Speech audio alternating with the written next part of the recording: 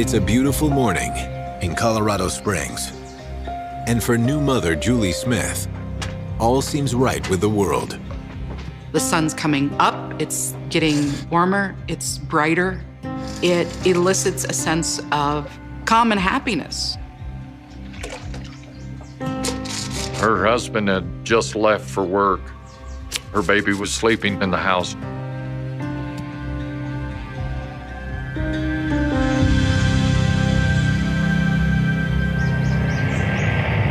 She was going into the bathroom to put her makeup on.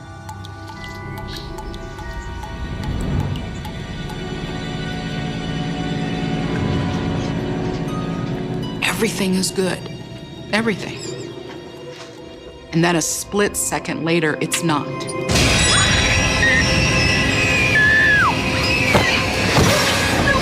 Shut up. If you scream or even move, I will kill your baby.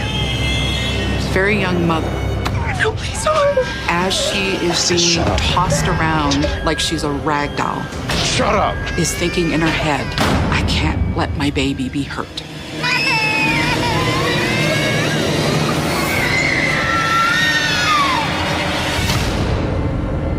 Across town, Lt.Joe Kenda is working an unusually gruesome crime scene.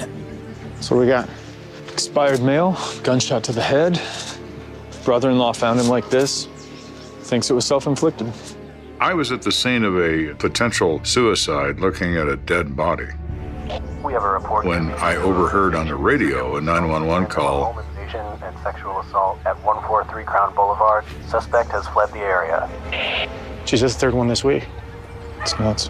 You hear something like that over the air, and it's disturbing.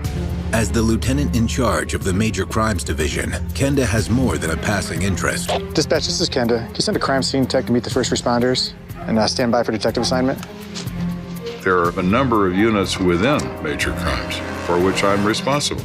There is the homicide unit, there is the assault unit, the fugitive division, and the sex crimes unit. Dispatch, can you alert Detective Megan Jewell to go to the hospital and wait for the victim? She'll be alerted immediately. 10-4, Kenda out. As for Kenda, he opts to remain at the scene of this potential homicide. Often you get this comment made to me, why aren't you at every crime scene? Because I can't be. There's only one of me. If I never slept and I never went home, I still couldn't go to every crime. In a city the size of Colorado Springs, Kenda relies on the sex crimes unit to investigate a large number of heinous cases. Sexual assaults are major crimes. So like homicide, it involves detectives who have specialties, who can understand what entails the investigation of these crimes. Sexual assault, a lot of people think it's a really rare crime, but it really actually happens a lot more commonly than we'd like to believe. At that time in Colorado Springs, we had 200 events a year, one every couple days, and that is what's reported. How many actually occurred? I have no idea. Moments later, patrol officers begin scanning the area for the rapist. They're seeing if there's any pedestrians, anybody running through backyards. They're looking at people in cars they pass. Your license registration? They're on full alert. Police! Hello, ma'am. Did you call 911? Patrol Officer Clark is the first to make contact with the victim. Julie Smith, a 19-year-old female. She's, of course, traumatized and she's in shock. Ma'am, is your child okay? Yes, he didn't touch her. Where is she now? She's safe. I didn't want her to see any more of this. Through it all, this young mother had the capacity and the strength to make sure that a neighbor came in and took care of the child. They ask her, what did this person look like? I'd never seen him before. He was 20, maybe 30 years old. She describes him as African American. He's muscular. He was wearing a mask with white around the eyes. What else was he wearing? Gloves and Army PT gear. In the military, PT is referred to as physical training. The Army provides enlisted personnel and officers with PT gear, generally a t-shirt, a pair of shorts, and/or sweatpants, depending upon time of year. Officer Clark immediately calls in the suspect description. 10-4, we have a confirmed sexual assault. Suspect description as follows. Black male, 5'7", muscular build. With such a vague description. Ski mask with white around the eyes. Ultimately, you don't know anything about him. This in itself is the maddening feature of investigating sexual assault. The officer's next concern is the physical well-being of this woman. They transport her to a hospital in an ambulance. Kenda requests a sex crimes detective meet Julie Smith at the hospital and instructs CSIs to begin processing the crime scene. Like most sexual assault scenes, there's no physical evidence of value to be found. The bed's been disturbed. Well, of course it is. An attack took place on that bed.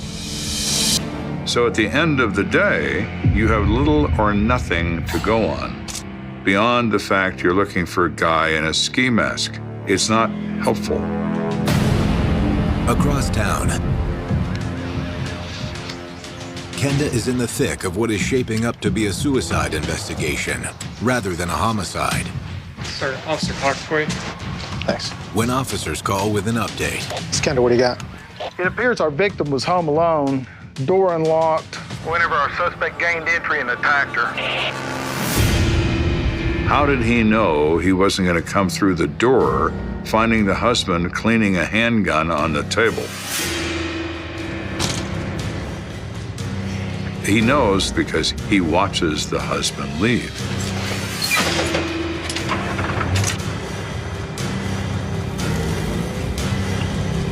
He knows she's alone. It's not a random attack. It's surveillance. Is there anything else out of the ordinary? While the suspect was here, apparently went through her purse and her jewelry boxes. Is there anything missing? Our victims advised that the suspect has made off with her wedding band and her engagement ring. 10-4, keep me updated. Kenda out. That's odd. It is a rare thing for a rapist to also steal property. He's not there for that purpose. meanwhile at the hospital, Julie Smith has undergone a forensic exam to collect DNA evidence. Julie, I'm Detective Joel, and I know this is a really hard time right now, but I need to ask you a few questions, okay? Okay. That's difficult, and it's traumatizing to even ask the questions, but it's necessary. We will try to be as sensitive as we can to the victim, but ultimately our mission is to find this person and arrest them. At any time, can you remember if he removed his ski mask? He might have. I don't know. I said, shut up. She says, get up. He's very strong. He throws her face down in the bed. If you scream or even move, I will kill you and I will kill your baby. He puts a pillow over her head. She saw a knife in his hand. She was terrified. He sexually assaulted her. Can you remember anything else? He took my ring off. He told me not to move. So I didn't. I was paralyzed. He rummaged around in the bedroom for a couple of minutes, and he disappeared. And then I didn't hear anything. I wasn't sure if he was still in there or not. She was so devastated by this attack that she didn't move for a number of minutes. She wasn't certain he had left.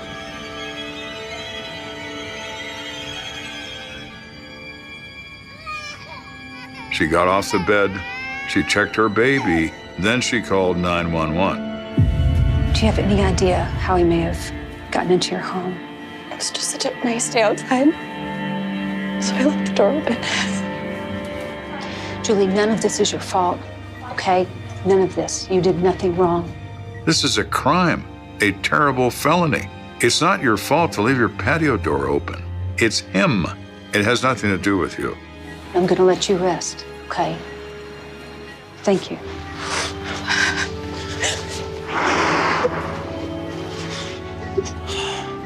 This all culminates with one thing. She has to go home again.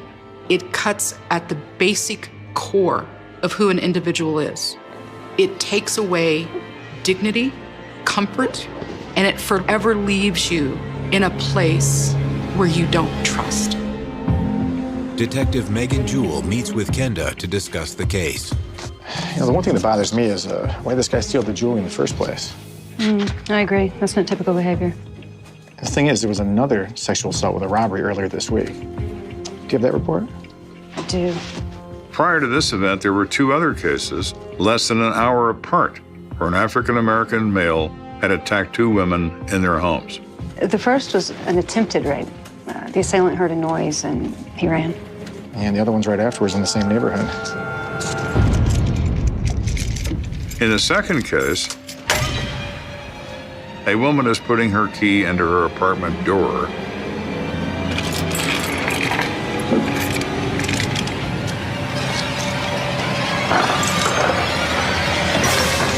when she's grabbed from behind. He rapes her at knife point. He rummages around. He takes some checks out of her checkbook and $17 in cash. What became upsetting to me when I began to read it was the method was the same. You know, come to think of it, I think a couple of detectives, they were working the same kind of cases last year. Really? Can you get me every one of those cases? Yes, sir. I am becoming alarmed. We're dealing with a serial rapist. I can feel it in my bones.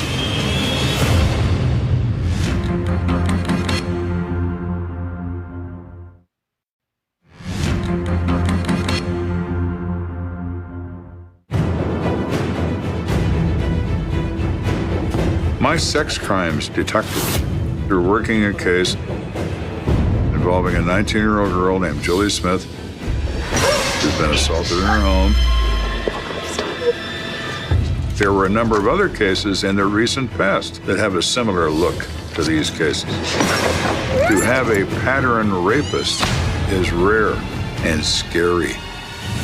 Eager to get this monster off the streets, Kenda assigns the entire sex crimes unit to the case. All right, listen up, everyone. I tell my detectives to pull every case in the last year that have a similar MO and a similar suspect. Doesn't have to be the same, just has to be similar.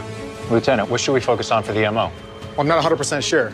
We'll look for a robbery component and a knife, and we'll take it from there, see if there's more of a pattern. Suspects use a modus operandi, or MO, not because they're intelligent or clever. In a case of sexual assault, it's often ritualistic. The crime has nothing to do with sexual gratification. It's about the punishment of women. All right, let's research. Any similarities, you find them, you bring them to me.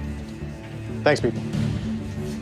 With no time to lose, the team begins digging into the more than 200 sexual assault reports filed in the past year. Find the common thread and throw it in the pile. It may not be one we keep, but if there's any doubt in your mind, throw it in the pile. It doesn't take the team long to find several cases that fit the bill. I've got this stack of sexual assault cases.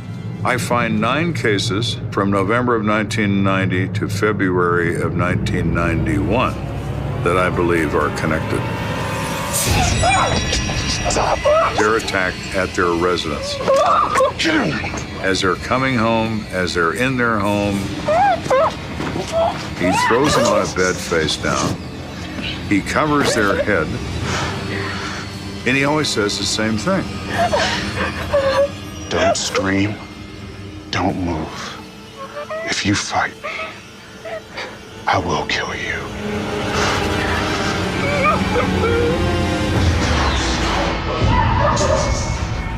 Now I have 3 others, so that makes 12. And we're not done yet. The attacks ran north up to Constitution and everything about east of Circle Drive. So you can pick up on a pattern fairly fast. Now, to identify the suspect, that's harder. But detectives aren't out of luck just yet. Lieutenant, I have a report here where the victim was able to get a glimpse of the guy's face. Well, that's excellent. Can we see if we can get her in here to do a composite drawing? Absolutely. Thank you. The following morning, the victim in question meets with Kenda's forensic artist to create a sketch of her attacker. Is there anything about him that stood out the most? He had kind of a pronounced forehead. It was sort of bulging. Okay. In the early 90s, it was artistry. It was pencil drawing. It was a guy putting together a face, having a victim adjust it as they went. Did he have any facial hair? Yeah, he had a mustache. Was it thin, thick? It was sort of thin, like a pencil mustache. It's a very challenging thing to have a victim describe in detail the face of a person they believe is a monster that nearly killed them. Wow, that's him. Do I need to do anything else to it? No, that's definitely him. I'll never forget that face. What was great about that is they had something to go to the community with. And that's where a sketch artist is just invaluable. So now we have something. With the clock ticking and a sexual predator still on the loose, Kenda goes public with the information his team has collected. Police have several suspects, but think this is their man. He's about 5'8", stocky, black, has chubby cheeks, and wears gray sweats and black gloves. We're not in the business of causing panic among the general public, but we also have an obligation to warn people that we have this event going on. A standing room crowd gathered at a Springs apartment complex to hear more about the serial rapist in their neighborhood. It's very obvious that this person's calculating and has planned this all out. They called him the East Side Rapist. It was something that put everybody on edge, especially those who lived on the East Side. At these apartments, of course, the headline becomes East Side Rapist on the loose. Police are baffled. Kenda also asks the chief of police to increase the number of squad cars patrolling the east side. But the increased support doesn't bring any promising leads in the East Side Rapist case. However, it has one very positive side effect. There were no other reports of a rape. Is it stopping because he's afraid now? That people are more aware of the fact he exists? Or are women more afraid to come forward because they're victims and the pattern hasn't stopped? We don't know the answer to that. So a few days pass. Please, you gotta help me. He's in my house. And 7 o'clock in the morning, 911 gets a phone call from a frantic female. He's in my house, please. Please hurry. Is this the same guy? Is this somebody else? It's certainly possible that our monster has awakened.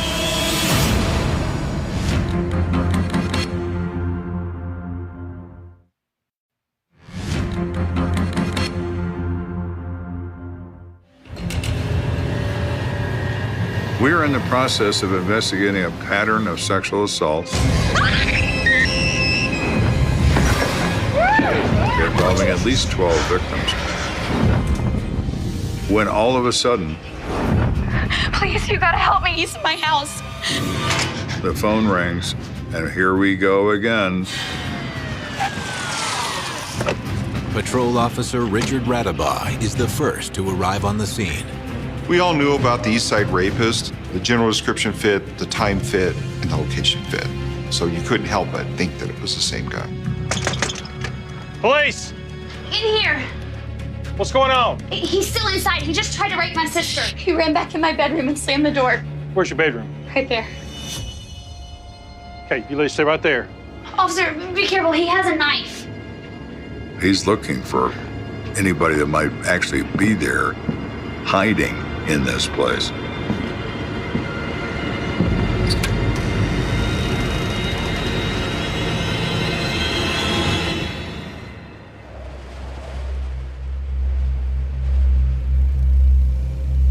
He announces out on the air, suspect is cleared. I have 2 victims I'm about to talk to him. So what happened? Well, I was sleeping and I felt someone get into bed with me. Emily Davis is very, very distressed and can't wait to speak to the officer. My boyfriend, he works nights and comes home in the morning, so I thought it would be him.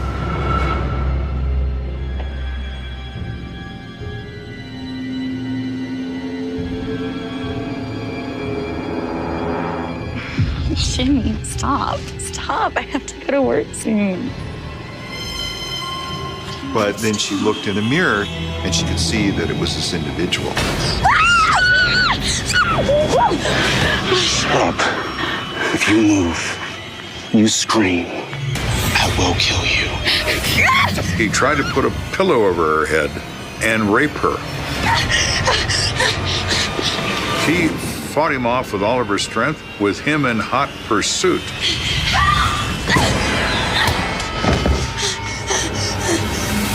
What the hell is going on? And that's when her sister was standing there. She made direct eye contact with him, and he is not wearing a mask. I saw him, but he froze when he saw me. I don't think that he knew I was here. Do you normally stay here? No, I'm just in town visiting for a couple days. It seemed that really surprised this perpetrator. There's 2 women in this apartment, not one. We have a failure of surveillance, don't we? So what's this guy look like? He was muscular. He was a black male, about 5'7", 5'8", 190 pounds. He had an army shirt on. And he's wearing workout clothes that says Army across the chest, PT gear. He had a thin mustache and a pretty prominent forehead. So like a receding hairline? Yeah. Radabaugh instantly knows this is the guy. Not only does Radabaugh believe the East Side rapist has struck again, he's positive the description matches another man he's looking for, an armed robbery suspect. They were circulating a photograph at lineup of a robbery suspect at some convenience store. He puts 2 and 2 together. That's the guy in that picture. Or if it isn't, it's certainly a guy that looks like him. Okay, let me get a picture out of my car. I may know who this guy is. Could the East Side rapist and the robbery suspect be one and the same? They were able to identify the suspect from that surveillance photo as the same person who attempted to sexually assault the victim. That is a good witness. Back at headquarters, Kenda pulls the report from the convenience store robbery. This African-American male walks into this Vickers gas station, dressed in Army PT gear. Hey, can I get a pack of menthols? Sure, anything else? No, that's it. She rings up the sale, $325. and when the cash drawer opens, And give me all the money in your register. he pulls a knife and demands all the money in the drawer. Now! Come on, hurry up! Hurry up! Come on, it's every day. Let's go. Get around the corner. Get in there, get in there! Get in the bathroom! Get in there! And he runs with a total of $140 US. What does our guy have? He has a knife. What's our guy wear? Army PT gear. What's he look like? He has a bulging forehead. That's him. That is him. Now, all Kenda needs is a name. If he's wearing Army PT gear, it's entirely possible he's active duty Army. So we go to Fort Carson, contact CID. How you doing?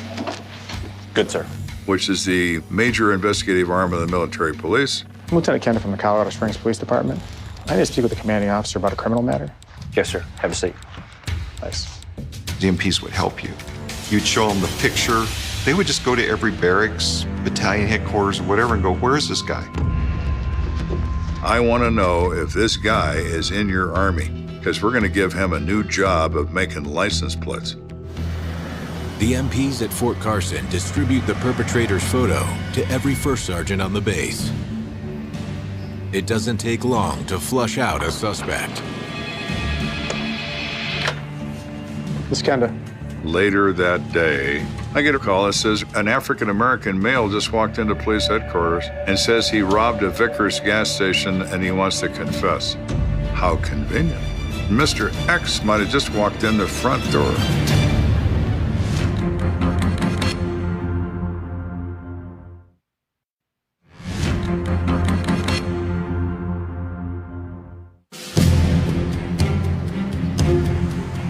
So we've been chasing a ghost who the press has named the East Side Rapist. A gas station is robbed by someone who is perhaps the same guy. and he wants to confess. Perfect. We are presented with Mr. Benedict Jackson. He is 32 years of age, and he is an active duty sergeant in the United States Army. While Kenda watches through a two-way mirror, Detective Sheldon Schneezy questions Mr. Jackson about the convenience store robbery. Look, I did the robbery, and I've regretted it every day since. Why'd you do it? For my son. At first, he seemed very willing to talk. It was almost like he wanted to get it off of his chest. My girlfriend had a baby not too long ago, and we needed diapers. And I was between paychecks, so I was desperate. And I'm truly sorry about it, but it was like a loan. I tried to give the money back to the clerk, but it was too little too late. As if that was going to make all of this go away. But I'm begging you, please, don't arrest me. I cannot get kicked out of the Army. I have a family to feed. Detective Schneezy doesn't bring up the string of sexual assaults Kenda's team is investigating, but he does have one last request for his suspect. We'd like to get a blood sample. Yes, anything I can do to help. Okay. In 1991, very few people even knew about DNA evidence. So he submits because, well, it's no big deal to him. After officers collect a blood sample from Mr. Jackson, Kenda decides it's time to play hardball with him. Lieutenant Kenda, do you mind if I ask you a few questions? Sure. I have nothing to hide at this point. We're thinking we'll ask him about these women who've been raped, and maybe we'll get lucky. We're actually investigating the rape of several women, and right now you're our #1 suspect. What? I didn't do anything. Anyone that's telling you otherwise is wrong. The minute we say women and the minute we say rape, Mr. Jackson becomes a different person. Well, right now we have your DNA, and we're going to try and match that up with the DNA we took off the victims. And that same look of shock comes over his face. What? What's DNA? Oh, you'll find out, Benedict. It's quite interesting. When I'm not on duty, I'm with my girlfriend, Patricia Hayes. Just speak to her. She always knows where I am. Sure. Come. You're under arrest for armed robbery. While Benedict Jackson is escorted to the El Paso County Detention Center, Kenda sets out to question Jackson's girlfriend. We go find Patricia Hayes. You guys think he's raping women. She is totally shocked that we would even consider that Benedict Jackson is a criminal of any kind. He couldn't commit a sexual assault. He's a loving, endearing parent, father, boyfriend. Man, we have both a witness and a victim that identified his photograph as the attacker. Those women are wrong. I'm with him all the time. You're with him all day, every day. Yeah, except when he goes to PT. How long you gonna be? I'll be back before you get here. All right. I'll see you soon. See ya. Have a good day. You too. How long is he gone? About an hour and a half. Okay, so you don't know where he is for a couple hours a day every day. So you don't exactly know where he is all the time, do you? When I say that, there is a change that comes over her. After speaking with Patricia Hayes, Kenda returns to headquarters, where he and his team review the evidence against Benedict Jackson. Get this, we went back to Fort Carson and got Benedict Jackson's records for signing in and out of the base for all of last year. And? And every one of his attacks happened during the times that he was en route to or from his home. He resides in the approximate geographic epicenter of where these crimes have taken place. What's more convenient to conduct surveillance than do so within steps of your own front door? It's extremely damning because you could logistically plan his route from Fort Carson back to where he lived and locate the other victims. We developed 23 total victims that we believe Jackson was responsible for. Yet, they didn't have the hard evidence to hold him or probable cause to get him arrested. The only two people we have who can identify him are the two sisters that say it's him. Juries have difficulty with physical identifications by victims. I need more. DNA is more, and this can work. But analyzing Jackson's blood sample, along with the rape kit, will take time. In 1991, there's just one lab in the entire United States equipped to process them, the FBI Crime Lab in Quantico, Virginia.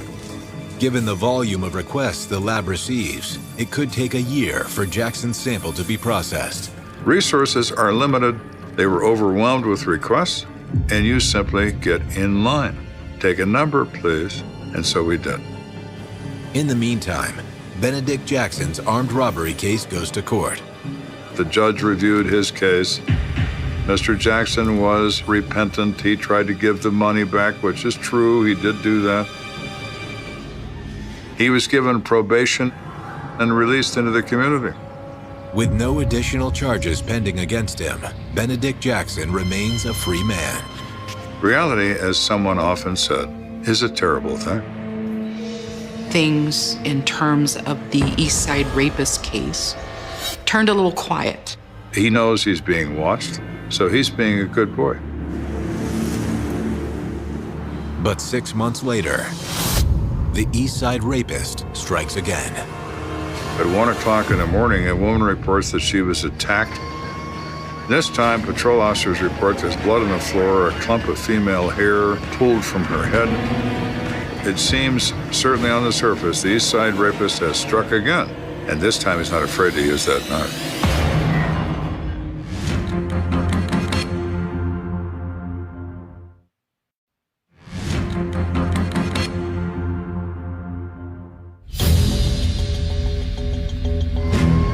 It seemed in a period of 9 months that our perpetrator had taken a break from terrorizing the city. And that all changed the morning of May 6th when a woman called the police. She's pretty distraught. And said she needed help. The woman is 45-year-old Caroline Jones. Caroline, Lieutenant Kenda. Hello. The woman's being treated for superficial cuts to the face, head, and chest. I know you've been through a lot tonight, but I really need your help to find out who did this to you. Can you tell me what happened? I was out of cigarettes, so I went out to my car to get a pack.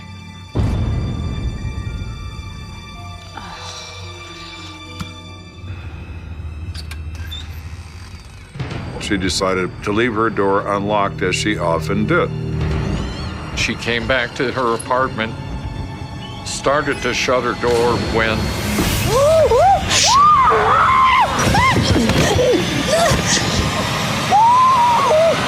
If you scream, I will kill you. and with a knife in his left hand, cut her face, her throat, and cut her chest several times with the knife. He even cut my hair.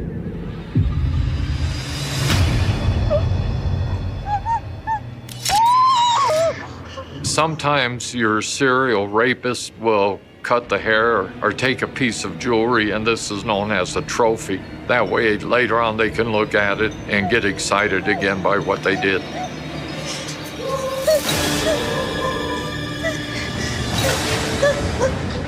What ultimately saved her was that there was noise from another apartment, and that scared him.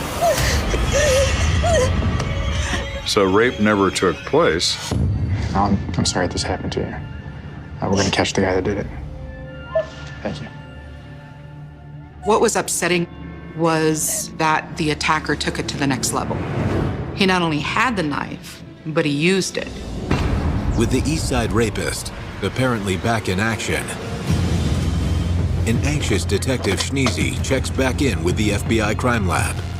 Good morning. This is Detective Schneezy again. Any progress on those DNA samples? He was escalating, and we needed to find him. The analyst in Quantico delivers him the good news. What? A 1 in 2 million chance he's not the rapist? The FBI positively identified Benedict Jackson's DNA as being the DNA on these sexual assault cases. That's excellent news. Thank you. I was excited. I had been working these cases day in and day out. we're going to be able to get a serial rapist off the street. Police, open up! Open up! No dice, Benedict. You gotta come out. You don't want us to have to come in and get you. I do not go opening the door when somebody tells me come in. He could have a gun just waiting for us to open the door and shoot us. Put your hands up. Walk out. Walk out.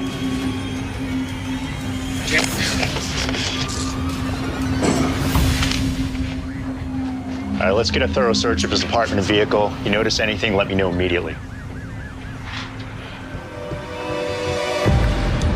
He was quiet, but somewhat emotional, almost like he was ready to cry. That afternoon, Kenda and Detective Schneezy re-interview Benedict Jackson. Look, I don't know where you're getting all this stuff from, but I didn't rape anyone. This DNA stuff must be a mistake. We would go through each case by case, but he wouldn't actually say he did the sexual assault. The only way you can help yourself now is if you start talking. Excuse me. At one point, they interrupted us regarding the searching of his apartment. All right, thank you.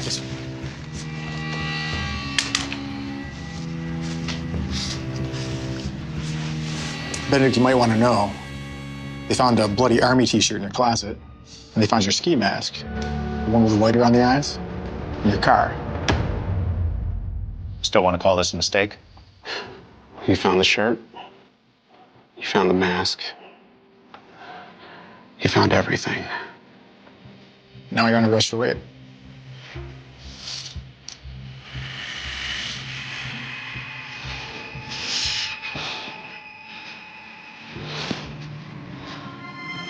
Between the physical evidence, the incident reports, and Jackson's own incriminating statements, Kenda can now piece together the pattern of events. It started when Benedict Jackson was transferred to Fort Carson 2 years earlier. He's like a guy that you'd have in your neighborhood. I mean, he's in the military, has a girlfriend and kids, probably lives a respectable life. And yet he commits these horrible crimes of violence against women.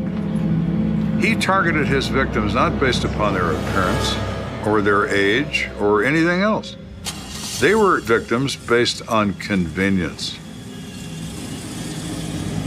He would follow her until he could find out where she lived, stalk her, and find out what her habits were, and just wait for the right time.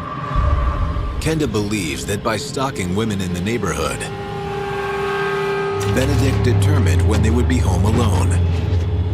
And when the time was right, he'd enter their homes and attack.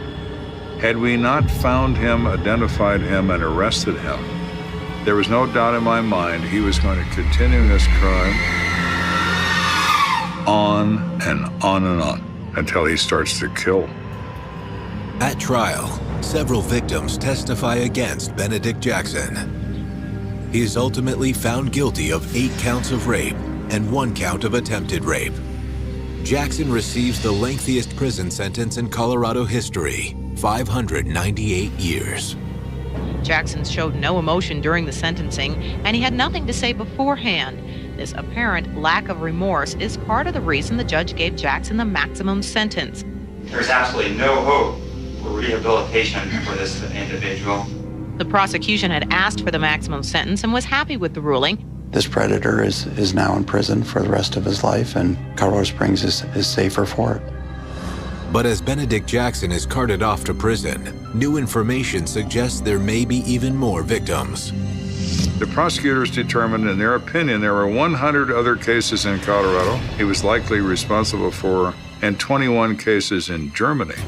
Even though this first trial is over, allegations against Jackson continue. The military is investigating 21 alleged rapes that happened while Jackson was in the Army and stationed in Germany. He's destroyed more lives than any of us will ever know. But thanks to the brave women who testified against him, the predator known as the East Side Rapist is off the streets and behind bars forever. Those women should be viewed as heroes. They had enough bravery that they sat there in that stand with him staring at them and said their story. They prevented this from happening to anybody else. I would encourage anyone who is a survivor who's wanting support to reach out to your local crisis center. We need to focus on holding perpetrators accountable as a community. You don't have to go through this process alone.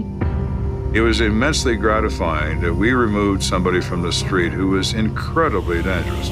He's exactly the reason why the police are required to exist.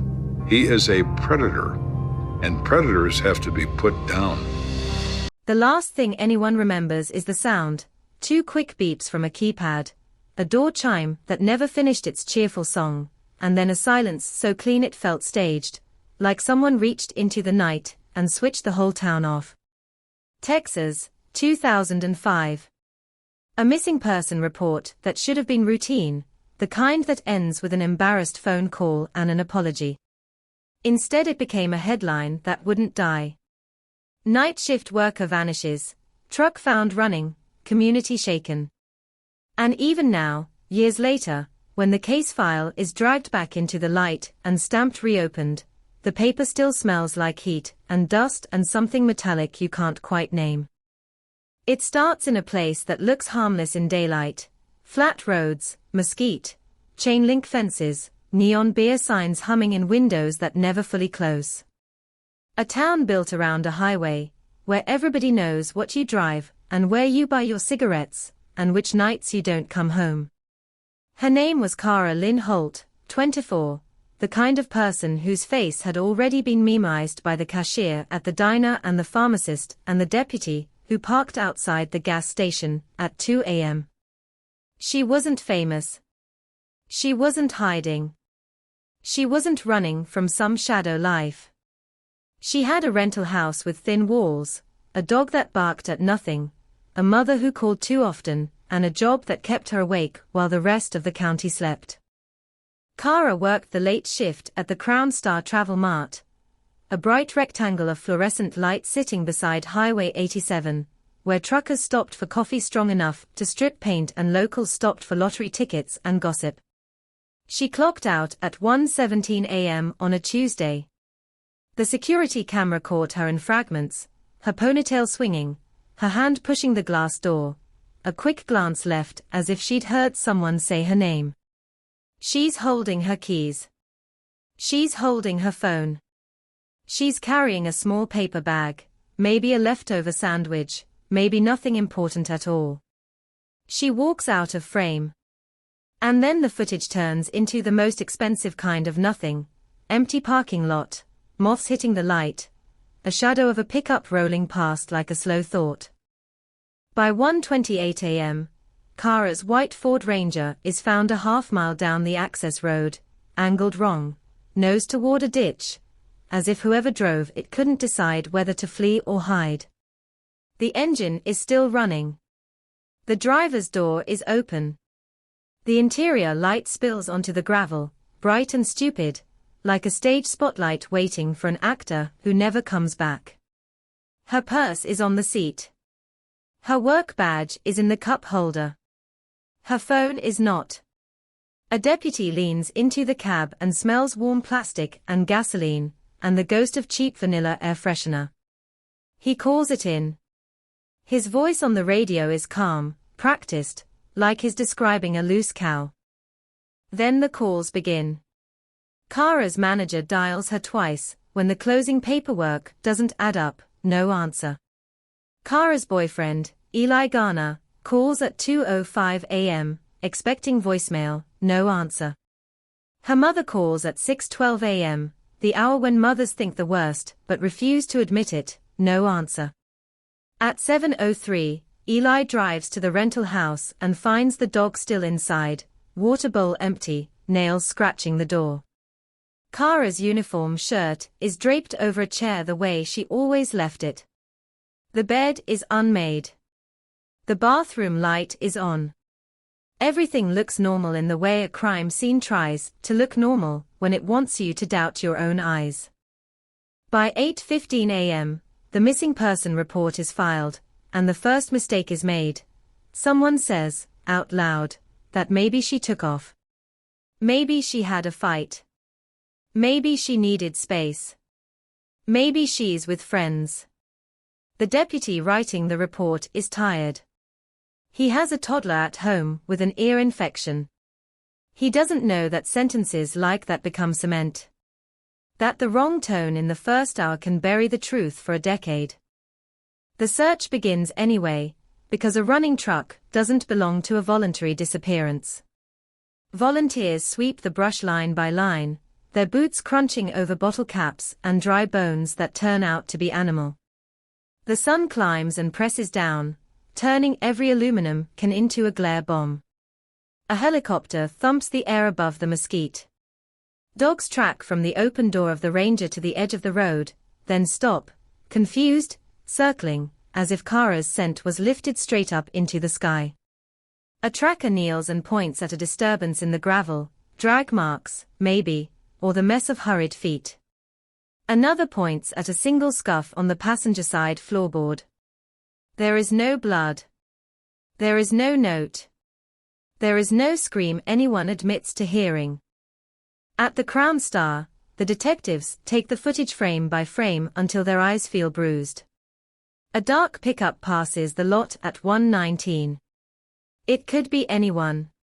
In Texas, dark pickup is not a description, it's an ecosystem. A second vehicle, a sedan, pale, maybe silver, appears for 2 seconds and disappears behind the sign. The camera is cheap. The night is grainy. Every pixel lies. Inside the store, Kara's register shows an odd transaction, 1 pack of cigarettes, paid with cash, no loyalty card, no usual pattern. The receipt timestamps at 1:12 a.m. Kara's manager says Kara mentioned, casually, that a man had been hanging around outside earlier, not buying anything, just watching the road. The manager didn't think to ask more. In small towns, watching the road is a hobby. Witnesses trickle in like rain that never becomes a storm. A trucker says he saw a woman standing by the shoulder with someone near her, but he can't swear to it, and he can't place the mile marker. A teenage boy swears he heard shouting near the access road, but admits he was high. A waitress at the diner says Kara came in the week before and looked rattled, like someone had followed her. Then she pauses, unsure if she's remembering truth, or borrowing it from the fear now spreading through the town like a stain. Eli, the boyfriend, becomes the first gravitational pull, because that's how these cases go. Detectives sit him down in a room that smells like coffee and old carpet. They ask where he was. He says he was home, asleep, phone charging on the nightstand. They ask if they fought. He says no, they were planning a trip to Galveston, they were saving money, they were fine. His hands shake anyway. He offers up passwords, receipts, a calendar with Kara's handwriting looping through the days like proof she expected a future. They check his alibi. It holds. He's released. And the town watches him leave the station with eyes that feel like fingers. The case turns on one detail that should have been nothing, a 911 call that never became a report. 2 weeks after Kara vanishes, a dispatcher reviewing archived audio finds a hang-up from the same night, logged at 1:23 a.m., coming from a payphone outside a closed laundromat 3 miles from the access road. The call lasted 8 seconds. No voice. Just breathing.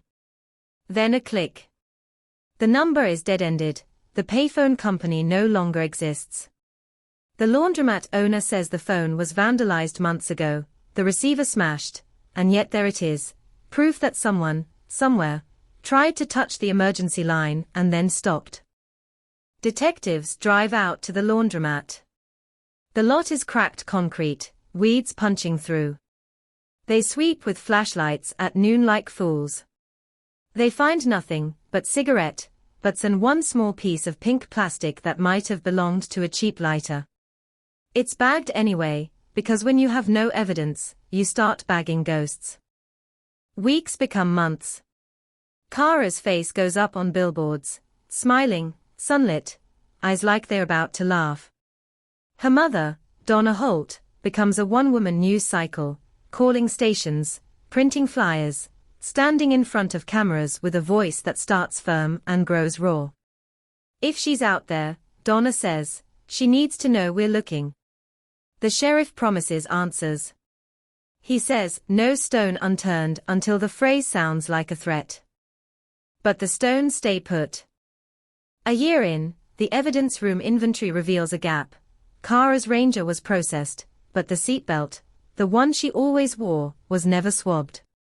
The open door was photographed, but the door handle wasn't lifted for prints until 2 days later, after half the county had leaned in to stare. The chain of custody on a set of fibers pulled from the passenger seat is messy. A signature missing. A date smudged. A bag resealed with the wrong tape. It's not corruption. It's worse. It's carelessness. The kind that kills cases quietly and then dares you to prove it. Rumors fill the space where facts should be. People whisper about a drifter seen near the travel mart. People whisper about a deputy's cousin with a temper. People whisper about a man who liked young women and had a hunting lease out by the river. There's talk of a cult, because small towns love to imagine evil as organized.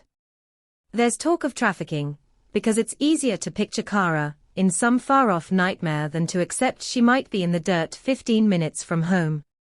Each rumor burns hot and fast, then dies, leaving only ash and more suspicion.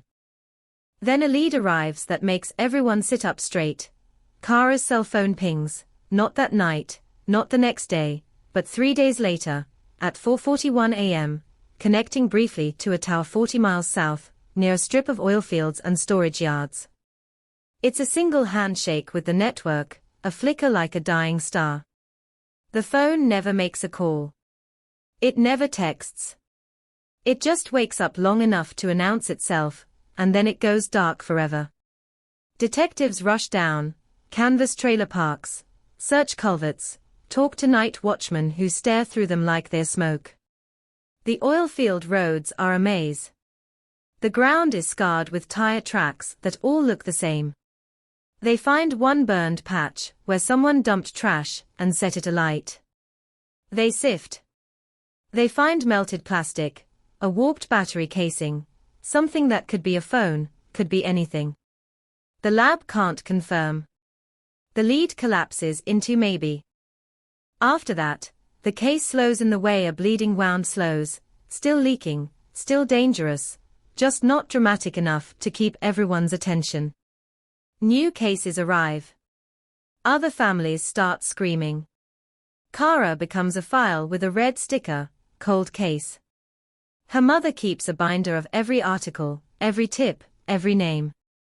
Eli moves away, and then moves back and then moves away again, like the town itself has teeth. The travel mart gets a new sign. The laundromat closes for good. The payphone disappears. Time does what time does, erases the easy landmarks, leaves the pain. And yet the case never fully sleeps. Not in this town. Not with that truck found running like a heartbeat left behind. Years later, when a new detective, young enough to have been in middle school in 2005, asks to review old files, he finds the photographs and feels his stomach drop. The Ranger in the ditch, door open, interior light on. The gravel scuffed. The sky black. He listens to the 911 hang-up and hears breathing that sounds controlled, deliberate, like someone trying not to panic. He watches the security footage again and again, until he starts noticing what the originals missed, the way Kara's head turns a fraction before she steps outside, as if she's tracking movement. The way her right hand tightens around her keys. The way the door chime cuts off early, interrupted by something just out of frame. The case is reopened with a press conference in front of the courthouse, microphones clustered like metal flowers. The sheriff, new now, older eyes, a smoother voice, says they're applying modern techniques, fresh eyes, renewed determination. Donna Holt stands in the heat, with a photograph pressed to her chest like armor. Her hair has gone gray. Her hands are steady. Her gaze is not.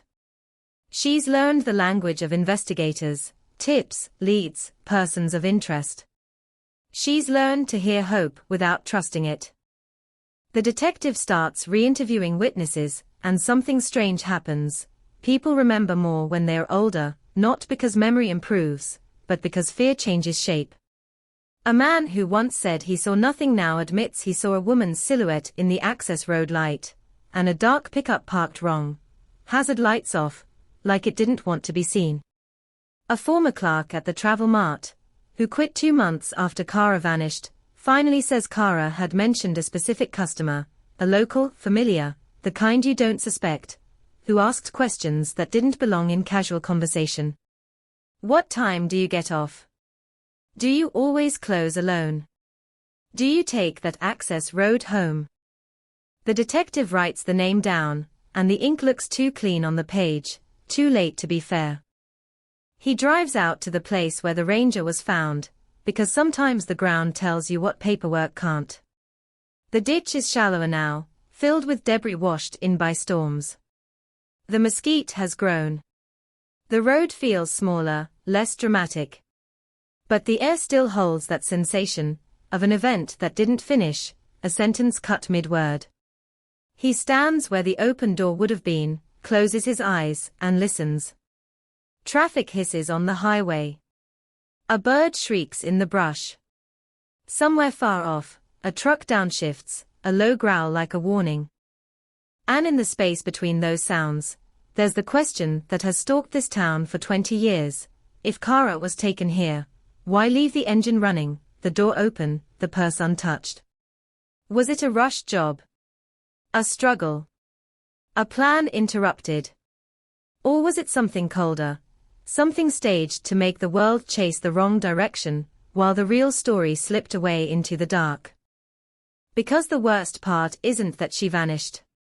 The worst part is that she vanished in plain sight, beside a highway that never stops moving, in a town that never stops watching, under lights so bright they should have turned night into day. And still, no one saw the moment she crossed the line from ordinary life into whatever came next. That's what makes it a nightmare. Not the mystery. The proximity. The idea that you can be one door chime away from disappearance, 1/2 mile of road away from becoming a photograph on a billboard, a name in a binder, a case file stamped reopened like an accusation against time itself. There's a kind of heat in Texas that doesn't just sit on your skin, it gets inside your thoughts, turns every memory sticky, stretches time, until a single night can feel like a decade and a decade can feel like a single bad breath you can't let out. And when the case is reopened, the first thing that hits the new detective isn't the evidence, it's the atmosphere. The way the old reports read like somebody was sprinting with their eyes half shut. The way the original timeline has gaps you could drive a truck through. The way every sentence ends with a shrug disguised as procedure. And he knows right then the real crime might not just be what happened to Kara Holt, but what the town allowed to happen after she vanished. The silence that grew teeth. The shortcuts that became habits. The assumptions that hardened into facts without ever being tested. He starts with the phone, because phones don't forget the way people do, and in 2005 cell data was crude but honest, a breadcrumb trail made of blunt instruments, and the file shows that single network handshake 40 miles south, 4:41 a.m., 3 days after the disappearance, the tiny flare on a map like someone struck one match in the dark and then swallowed it, and the detective doesn't just stare at it the way the old team did, he rebuilds the whole night around it, tower by tower, sector by sector, looking for the absence of pings that might mean Kara's phone was off, dead, or wrapped in something that smothered signal, and he wonders who turns a phone off in a panic and who turns a phone off because they plan to. He requests the raw call detail records again, gets them in a format the old system couldn't even read, and suddenly there are patterns where there used to be static.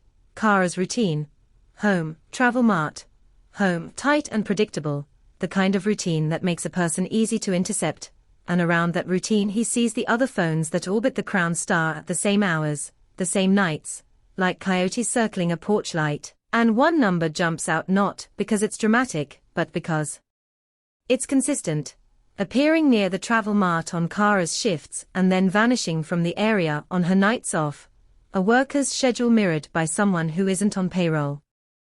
The number belongs to a prepaid phone, purchased with cash, activated at a big box store in a different county, the kind of device you buy when you don't want your name anywhere near your choices, and the detective feels that cold prickle that comes when a case finally produces something that looks like intent, and he doesn't celebrate, because he knows how often intent turns into coincidence, but he follows it anyway, pulls surveillance from the store if it still exists, and it doesn't, of course it doesn't, because time is a shredder and 2005 is ancient history in a database that barely remembers last year.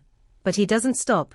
He pulls the receipts that survived, cross-references batches, tracks which register sold which phone, which cashier worked that shift, and he finds her. A woman named Maribel who remembers the day, because it was the day a man with sunburned arms bought 2 prepaid phones and a pack of gum, and didn't smile once, and Maribel can't remember his face, not really, but she remembers his hands, the way they hovered over the counter like he was about to grab something that wasn't his.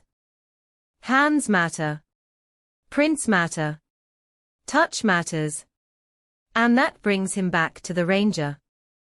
The truck was processed like a crime scene that wasn't sure it deserved the label, and the reopened team treats it like a shrine, every photograph rescanned, every bag in evidence relogged, every questionable signature treated like a crack in the foundation, and there's one box, brown cardboard, faded marker, that makes the detective's stomach tighten, fibers at passenger seat to halt.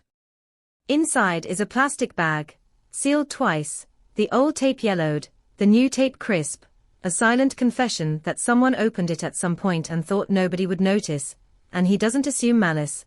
He assumes panic, disorganization, the human urge to fix a mistake without admitting it existed, and he orders everything retested anyway. New swabs. New extraction. Touch DNA, if there's any left. Latent print enhancement with chemicals that didn't exist in the department's budget back then. A rerun of the hair and fiber analysis with modern microscopy. The lab comes back with a report that reads like a near miss, partial profiles, mixtures, contamination risk too high to call it clean, and yet inside the mess there's a fragment that shouldn't be there, the male contributor not matching Eli, not matching any officer on record, not matching any technician who handled the bag later. And it's not enough for a warrant on its own, not enough for a headline, but it's enough to make the detective feel, for the first time, that the Ranger wasn't just abandoned, it was used. He goes back to the Crown Star Travel Mart and stands in the lot at 1 a.m. the way Kara would have, because you can't understand fear in daylight, and the lot is different now, new lights, different angles, a wider camera that sees more but still manages to miss the important edges, the places where a person can stand just beyond view, and when the door chime rings he flinches without meaning to, because he's heard too many 911 calls and too many mothers' voices to treat any small sound as harmless, and he watches the highway roll past like an indifferent river, a constant stream of potential witnesses who never stop long enough to witness anything. Inside, the current clerk points at the spot where the old security monitor used to be, says they replaced the whole system years ago, wiped the DVR, and the detective imagines those missing nights like burned pages, the kind of loss you can never recover. And he asks about the access road, the half-mile where Kara's truck was found, and the clerk shrugs and says people still use it to avoid the intersection, still pull over there to smoke or argue or make out, or meet someone they don't want seen, and that detail sits heavy, because it means the access road is not just a route, it's a rendezvous point, a place the town has always known about, but never wanted to look at too closely. He finds an old-timer named Walt who used to do night maintenance at the Travel Mart, and Walt's memory is thick with years, but sharp around certain images, and he says something he never told anyone, because nobody asked him the right way. In the weeks before Kara vanished, he saw a man sitting in a dark pickup across the road, not parked like a customer, parked like a watcher, engine off, lights off, just a silhouette, with a cigarette ember glowing and dying, and Walt Thought it was a boyfriend, a jealous husband, somebody's drama, and in small towns you don't volunteer yourself into other people's storms, you let the wind pass. But now Walt's voice trembles when he says it, because he's older and he's had years to imagine what he might have watched without understanding. The detective asks for a description and gets the usual tragedy: vague height, vague build, vague darkness. But Walt adds one detail that lands like a nail. The pickup had a sticker in the rear window, a longhorn skull, white on black, and the detective writes it down, because in a world of dark pickup ecosystems, one sticker is a species marker. The reopen team runs it through local records, hunting leases, rodeo clubs, auto shops that sell decals, and they find it showing up in photos, backgrounds of barbecue fundraisers, a truck tailgate at a high school football game, a grainy snapshot on a community board from 2004.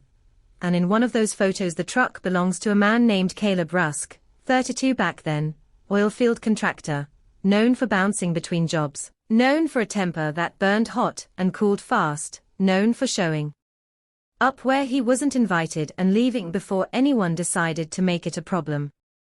The name is not a slam dunk. It's not a confession. It's a direction. And directions are dangerous, because the moment you aim at a person, the town starts treating that aim like truth. The detective doesn't walk into Caleb's life with sirens. He walks in like an accountant, quiet, methodical, collecting paper trails that people assume don't matter. Employment records. Traffic stops. Old citations. A bar fight in 2003 that ended with a broken bottle and a settlement. A restraining order filed by an ex-girlfriend, later dropped, because she didn't want trouble. A pattern of moving addresses, of living on the edge of the grid. None of it proves anything. All of it paints a shape. He tracks down the ex-girlfriend anyway, a woman who answers the door with her chain still on, eyes narrowed like she's already decided the world is unsafe, and when she hears Caleb's name her face goes pale in a way that doesn't look like anger. It looks like calculation, like she's measuring how much pain it will cost to speak. She says he liked control. She says he hated being laughed at. She says he'd drive past her work and just sit there, watching, making sure she knew he could. She says one night she found a prepaid phone in his glove box, and when she asked about it he smiled and said, "It's for when people get nosy." And she laughs once, sharp and humorless, because she understands how that sounds now, how it slides into the story like it belongs there, and she tells the detective she can't give him proof, because proof is a luxury survivors rarely get. The detective asks where Caleb was in 2005. She says she doesn't know, she left him before then, she doesn't keep a calendar of nightmares. He asks if she knew Kara. She says no, but she knew the type, young women who worked late, who thought the world was mostly decent, who didn't realize how predictable they were until someone used that predictability like a key. He goes to talk to Caleb's old co-workers at the oilfield yard near where Kara's phone pinged 3 days later, and the men there treat questions like insults, arms crossed, jaws tight, and one of them says, "You're still on that?" Like the case is a tired joke, like a missing woman is a story that should have ended when the town got bored, and another says Caleb worked nights sometimes, came and went, drove his truck like he was mad at the road, and a third, older man pulls the detective aside and says, quietly, he liked to brag. Brag about what? The man hesitates, the way people hesitate when they're about to betray their own silence, and then he says Caleb once told a story about a girl who thought she could ignore him, and how easy it is to scare someone when you catch them alone, and the man laughs nervously as he says it, like it was supposed to be a joke, and the detective doesn't laugh at all. He tries to interview Caleb, but Caleb doesn't live where records say he lives. He doesn't answer the number on file. His trail has the feel of someone who knows how to step around notice. The detective finally finds him through a probation officer in a neighboring county, a routine check-in for an unrelated charge, and when Caleb walks into the interview room, he looks like a man who's practiced being unbothered, shoulders loose, eyes flat, the smile that arrives a second late. And the detective watches his hands, always the hands, because hands tell you the truth your mouth wants to hide. Caleb says he doesn't remember 2005. He says he worked a lot. He says he passed that travel mart plenty of times, who didn't? He says he doesn't know Kara Holt, never met her, never spoke to her. When the detective mentions the Longhorn skull sticker, Caleb's eyes flicker, a tiny betrayal, and he shrugs and says lots of people have those. When the detective mentions prepaid phones, Caleb laughs and says everybody used those back then, doesn't mean anything. The detective keeps his voice calm, keeps the questions simple, because he knows people like Caleb feed on emotion, and Caleb's calm is the most unsettling thing in the room, because it isn't calm like innocence, it's calm like rehearsal. Caleb agrees to give a DNA sample only after his lawyer arrives, and even then it's framed as a performance, nothing to hide, Caleb says, and the detective hears the echo, nothing to find, either, if time has already eaten it. The sample goes to the lab. The detective waits in the only way he knows how, by not waiting, by working every other angle so the case doesn't become dependent on a single fragile thread. He revisits the laundromat 911 hang-up, because 8 seconds of breathing is still 8 seconds of someone being alive and making a choice. He pulls the old dispatch logs and finds something the original investigators missed. That hang-up wasn't the only anomaly. There was a second call that night. A complaint about a truck driving erratically near the same area, reported at 1:31 a.m., just minutes after the Ranger was found running, and the caller's name was recorded but never followed up, because the deputy on scene was already tied up, and the report was filed under traffic, the bureaucratic graveyard where important things go to die quietly. The detective calls the name. It's an older woman now, voice wary, and she says she remembers the truck, because it almost clipped her mailbox, and she remembers the driver, because it wasn't a local kid, it was an adult man with a baseball cap pulled low, and she remembers his passenger, because she thought, at the time, it might have been a woman slumped asleep, head against the window, and she remembers thinking, that's not safe, and then the truck turned down a dirt road and disappeared, and she went back inside because she had work in the morning and she didn't want trouble, and you can hear the shame in her voice as she says it now, because the older you get, the more you understand how many disasters you walked past while telling yourself it wasn't your business.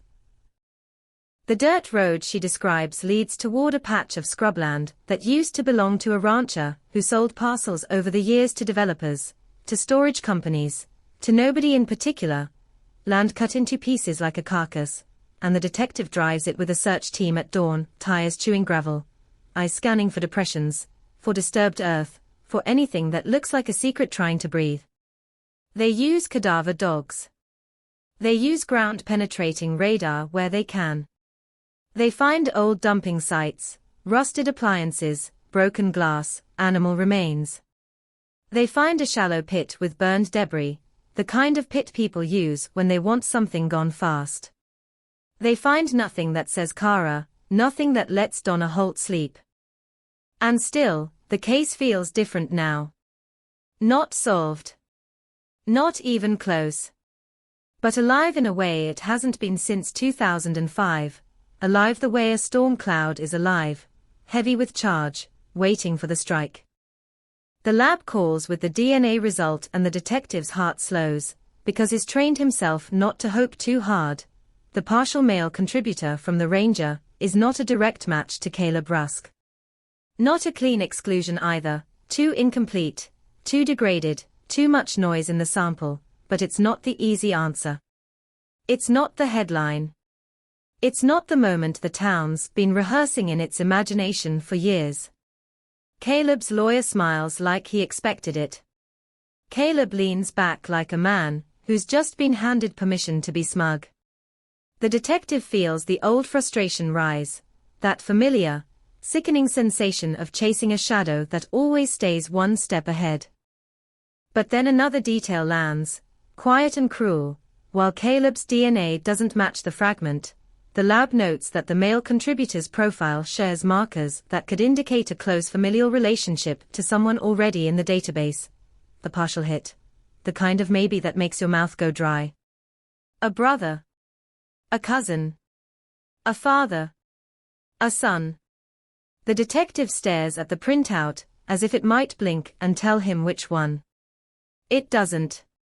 It just sits there, a piece of someone, detached from a name. And that's the thing about reopened cases. They don't rise like miracles. They crawl. They bleed. They surface one bone at a time. The detective drives back through town with the sun climbing, and Kara Holt's billboard is still there, her smile frozen above the road, watching strangers pass like they're all suspects and all witnesses, and beneath that smile the town keeps moving, buying coffee, buying cigarettes, locking doors, pretending routine is protection. Somewhere in this county, someone is living with what happened, living with knowledge like a stone in their gut, and the reopened file is a hand reaching back through time, fingers closing around that stone, squeezing, testing, trying to force it into the light.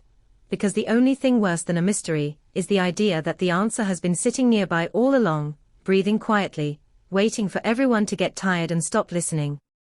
A partial hit is a strange kind of lightning. It doesn't strike the ground. It just brightens the sky enough for you to see how close the storm has been all along. And when the lab note says the unknown male DNA from Kara Holt's Ranger might belong to someone related to a person already in the database, the detective doesn't feel relief. He feels exposed, like the case just leaned in and whispered, "You've been looking at the wrong face," because a family link means the answer isn't drifting. Somewhere out on the highway, it's rooted. It has a last name. It has Sunday dinners and old grudges, and someone who can look you in the eye and lie with practice. He lays the printout on his desk and stares until the numbers start to look like a map, and he calls the state lab back, asks what related really means, asks how many degrees of separation, asks how wide the net needs to be before it becomes useless, and the analyst's voice is careful, clipped, like she's walking around the edge of a cliff. The profile is incomplete. The sample is degraded, but there are shared alleles that show up in a way that's statistically meaningful, not proof, not a match, but not noise either. And she tells him the database hit that triggered the flag belongs to a man arrested in 2011 for assault, booked in a county 2 hours east, a name that means nothing to the detective until he reads it twice and feels his stomach shift. Rusk. Not Caleb Rusk. Another Rusk. Same rare spelling. Same regional roots. The detective doesn't speak for a full 3 seconds, because he can feel the case tightening like a noose around one family tree, and he knows what happens in towns like this when you say a name out loud. How it turns into a verdict on porches and in break rooms and inside the quiet places where people keep their loyalties. And he also knows he can't ignore it, because bloodlines don't show up in DNA by accident. He pulls public records and sees it immediately. The 2011 arrestee is Tanner Rusk, Caleb's younger half-brother, 8 years younger, a man who drifted in and out of jobs and in and out of trouble, and who, according to the paper trail, spent 2005 doing odd work around the same oil field yard near the tower where Kara's phone flickered back to life. 2 brothers. 2 shadows. 1 stickered truck. 1 missing woman. He drives to Donna Holt's house first, because he has learned that families deserve truth in the order it arrives, not in the order it makes the department comfortable, and Donna meets him at the door with that look she's worn for years now. Eyes sharp, jaw set, grief controlled the way you control a flame when you're tired of being burned by it. And he tells her what he can tell her without promising what he can't. That there may be a familial DNA link, that the case is moving, that names are being checked, and Donna's hand goes to her throat like she's steadying her own heartbeat, and she says, "So you're telling me he was close, not asking who, not asking how, just absorbing the one thing that matters most. This wasn't a disappearance into nowhere. It was a disappearance into someone's world." She doesn't cry. Not then. She just nods slowly, like a person hearing a door unlock far away. "Find her," she says, and it isn't a request. It's a command that's been waiting 20 years for someone to finally accept it. The detective leaves with the weight of that command pressed into his ribs, and he goes hunting for Tanner Rusk the way you hunt something that doesn't want to be found, quietly, sideways, through paperwork and old acquaintances, and the kind of people who know where the bodies aren't, because they know where the bodies could be. Tanner isn't in the system now. No current address. No steady employment. A string of phone numbers that dead-end into prepaids and disconnected lines. But he finds a clue in the smallest place. A court-ordered counseling note from 2012 listing an emergency contact, an aunt, Bethany Keel, living in the same county as the Crown Star Travel Mart, living 10 minutes from the access road where Kara's Ranger was found running like a trapped animal. Bethany answers the door in a house that smells like cigarettes and fried grease, her eyes wary, her mouth already forming denial before he says a word, and when he asks about Tanner she laughs once, bitter. "That boy ain't been my problem in years," she says, but her hands twitch at her sides like her body is still bracing for him to show up. The detective asks where Tanner was in 2005. Bethany's gaze flicks away. She says, "He was around," which in Texas can mean anything from living on your couch to hiding in your shed. He asks if Tanner had a truck. She says he borrowed whatever he could. He asks if Tanner knew the Travel Mart. She says everybody knew it. He asks if Tanner ever mentioned Kara Holt, and Bethany's face tightens as if the name itself is a slap. "I heard about that girl," she says finally, voice lower. Everybody did. The detective watches her swallow, watches her eyes dart to the hallway like she's worried a ghost is listening. "Tanner used to get fixated," she says, and the word lands hard, because it's the polite version of something uglier. On girls. On slights. On anything that made him feel small. She presses her lips together. "You saying he did something?"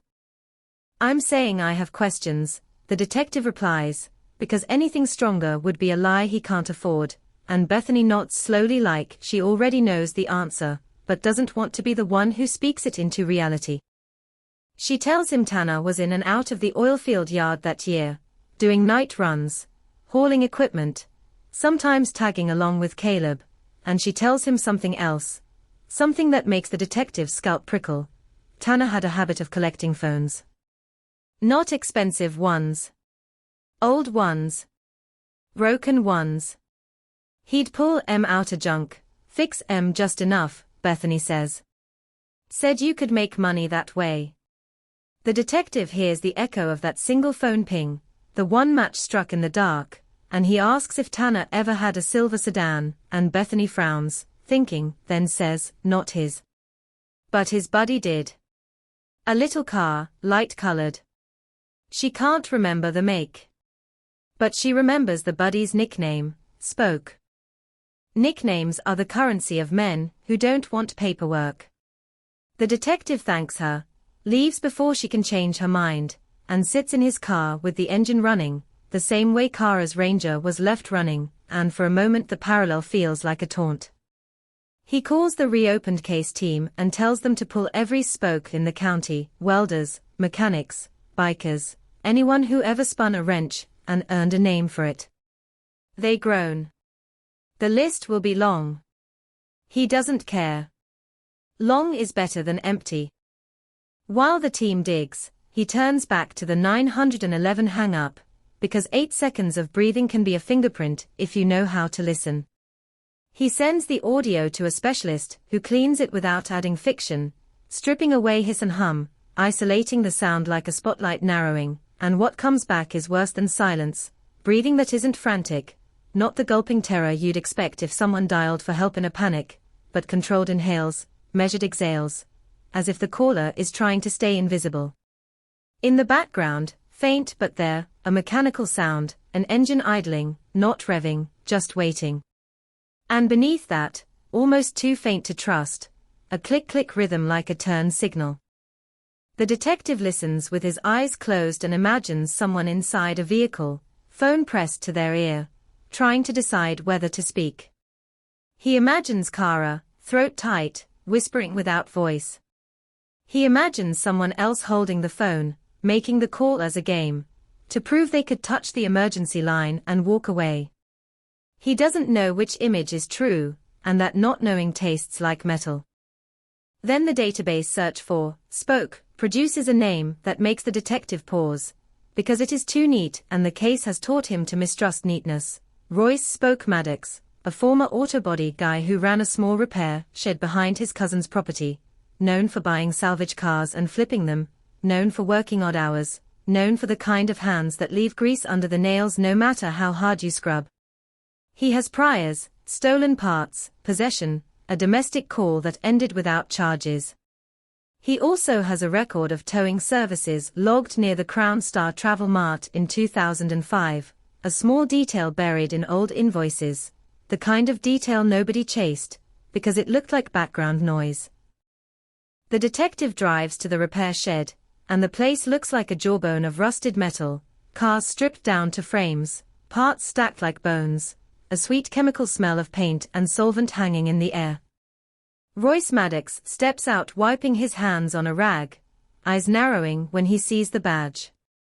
He's older now, heavier, but there's something nervous in the way he stands, as if he remembers too well what lawmen can do when they decide to focus. Royce Maddox, the detective asks. Depends who's asking, Maddox says, a half smile that doesn't reach his eyes. The detective doesn't mention Kara yet. He asks about 2005. Maddox laughs. Man, that's a lifetime ago. It's not, the detective says, and lets the silence stretch until Maddox shifts his weight. He asks about Tanner Rusk. Maddox's face tightens for a second, then smooths over. Haven't seen that idiot in years.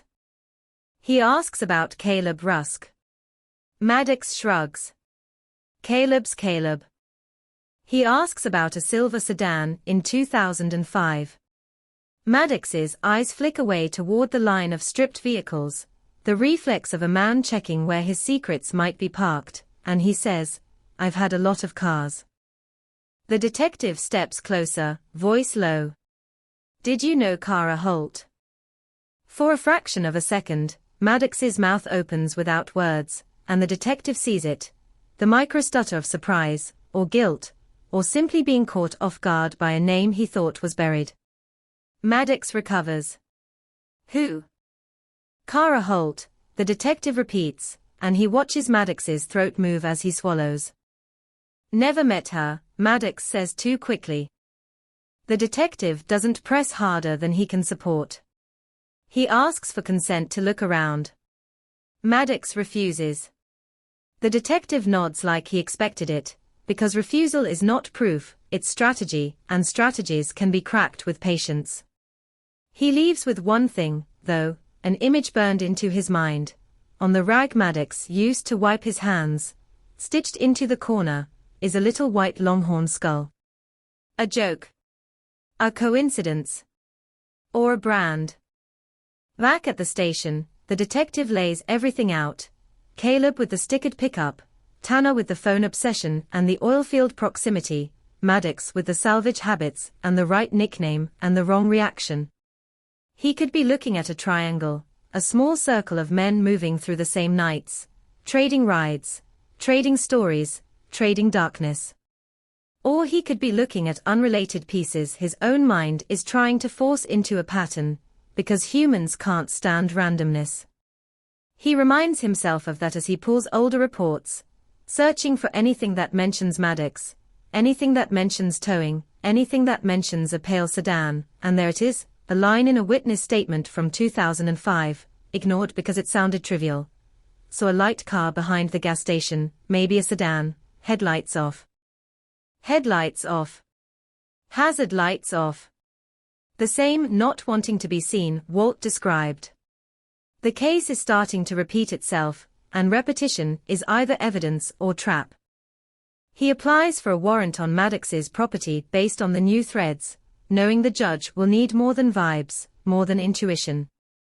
He adds the old invoice logs. He adds Bethany Keel's statement about Spoke. He adds the partial familial DNA flag pointing toward the Rusk line. It's still thin. The judge hesitates. Finally, The judge signs a limited warrant for specific items: old phones, SIM cards, records, any evidence tied to Kara Holt. The detective feels no triumph. Warrants aren't victories, they are permissions to be disappointed. They search the shed under a sky the color of dirty steel, deputies wearing gloves, cameras clicking, the air thick with solvent and tension, and Maddox watches from his porch with arms crossed, expression carved into stubborn calm. They find a box of old phones, more than a dozen, some smashed, some intact, batteries missing, SIM trays empty. They find a roll of tape. They find a set of keys that don't match any car on the property. They find a drawer full of prepaid phone packaging, the kind you'd buy at a big box store with cash and a blank face. They bag everything. Maddox snorts like it's all a waste of time.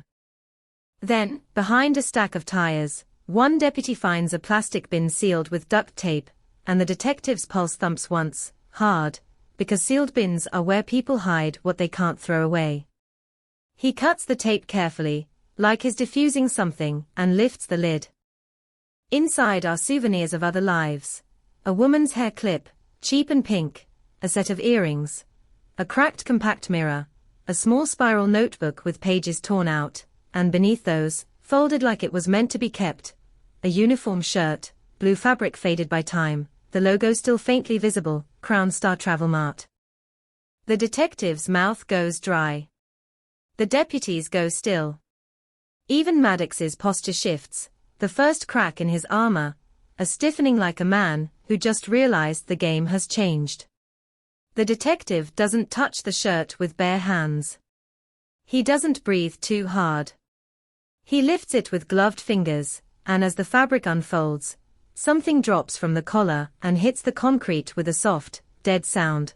A laminated badge, scuffed and scratched, the kind employees wear on a lanyard.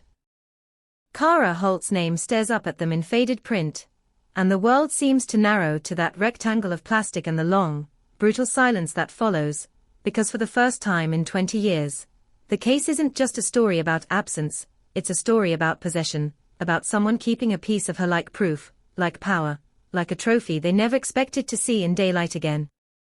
The badge lies on the concrete like a dropped tooth, small and undeniable, and for a moment the air in that salvage shed feels heavier than the Texas sky outside, because plastic doesn't travel by accident, not after 20 years.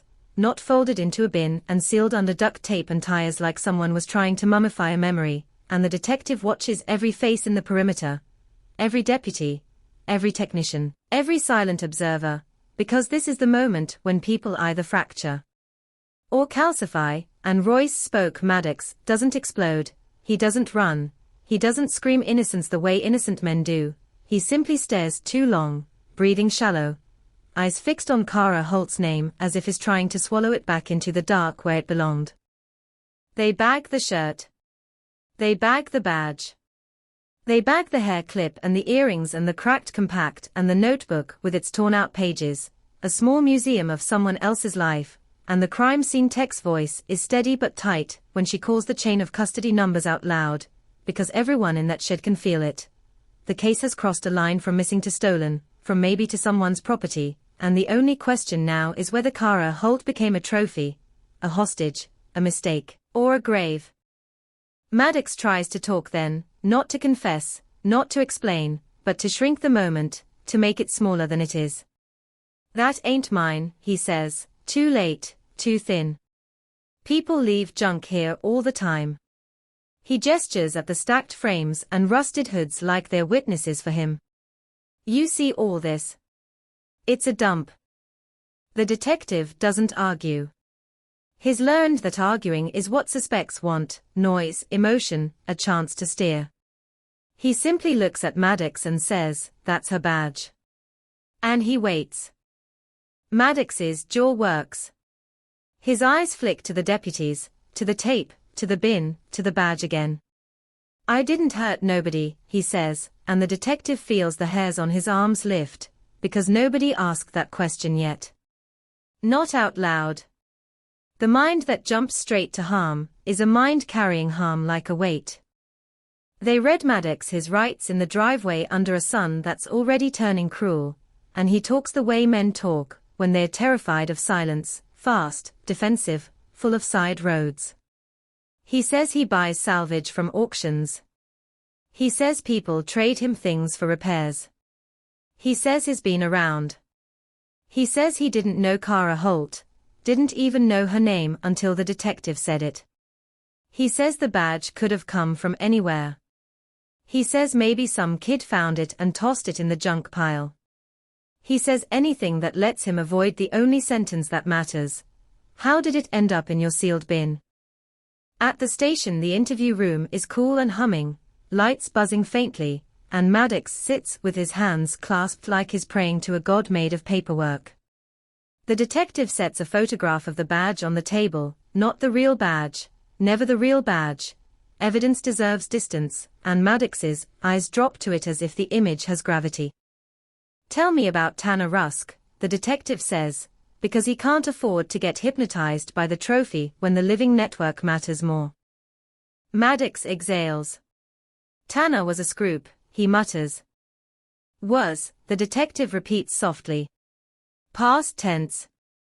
Maddox's mouth tightens. Haven't seen him. Where were you the night Kara Holt vanished? The detective's voice stays calm, almost bored, the way you talk when you're ordering coffee, because rage is a luxury, and the truth doesn't come out for rage, it comes out for pressure that never stops. Maddox rubs his thumb against his forefinger, a nervous little grinding motion, and says, I don't know. Home. Probably home. Probably. I worked nights sometimes, Maddox says quickly. I did tows. I did calls. That's what I did. You did calls near the Crown Star Travel Mart, the detective says, and slides an old invoice across the table. Maddox's eyes flick to the paper and away. You were there. Around that place. Around that time. I towed people, Maddox says. People break down. And sometimes people don't break down, the detective says. Sometimes they are pulled over. Stopped. Cornered. Sometimes a vehicle is moved because somebody wants a scene to look a certain way. Maddox swallows. He tries a laugh that dies on his tongue.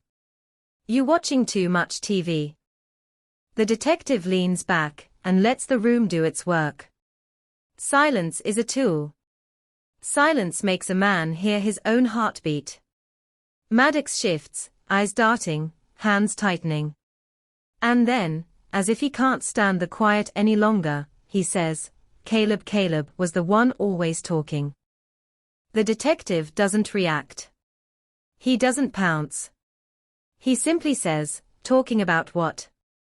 About girls, Maddox mutters. About being disrespected.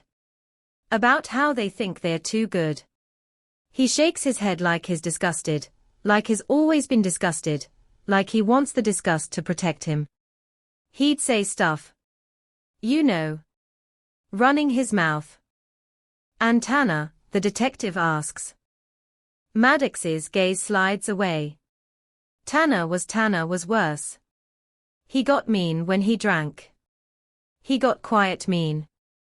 Quiet mean, the detective repeats, and he thinks of that 911 hang-up, 8 seconds of controlled breathing, a man who can keep his voice inside his teeth while he does whatever he's doing. Maddox blinks hard. I didn't do nothing, he says again, and his voice is thinner now, stretched. I didn't take nobody. The detective nods slowly. Then why do you have her badge? Maddox opens his mouth, closes it, opens it again. I found it, he says finally. I found it years ago. Where? Maddox's eyes shine with anger now, not because he's innocent, but because the cage is closing. In a car, he snaps. I buy cars. You find stuff. People leave stuff. What car? The detective asks immediately, gentle and deadly. Maddox hesitates. A junker, he says. What junker? The detective repeats, same tone, same calm, and Maddox's shoulders slump like the weight of specificity is too much. I don't remember. The detective turns a page in his notebook slowly, theatrically, as if he has all day. You remember sealing it, he says, because it was taped. It was hidden. That's not people leave stuff. That's you keeping it. Maddox's lips peel back from his teeth. You don't know what you're talking about. The detective lets the lie sit in the room like a stink, then says, we're testing it. The shirt. The badge. The bin. Every phone on your property. Every SIM tray. Every piece of tape. We're pulling touch DNA, fibers, prints. We're running the badge through every database. If you touched it, we'll know. Maddox's eyes flare, and in that flare the detective sees something like calculation. What did he touch? What did he wipe? What did he forget? Outside the station, news spreads the way gasoline spreads, fast and hungry. A sealed bin. A travel mart shirt. Kara's badge found on a local man's property. The town doesn't wait for lab results. It doesn't wait for warrants or charges. It erupts into the old familiar roar of judgment. On social media, Maddox is convicted in 1,000 comments. People post his address. People call his shop with threats. Someone paints, "Where is SHE?" in white letters on the chain-link fence. The sheriff's office issues a statement begging for calm, and nobody listens, because calm is something you ask for when you're afraid of what anger might uncover. Donna Holt hears about the badge before the detective can get to her, because grief always gets news last and rumors first. When he arrives, she's standing in her kitchen with the blinds half drawn, the room dim even in midday, and she looks at him like a woman who has been punched by hope. It's hers, she says, not a question.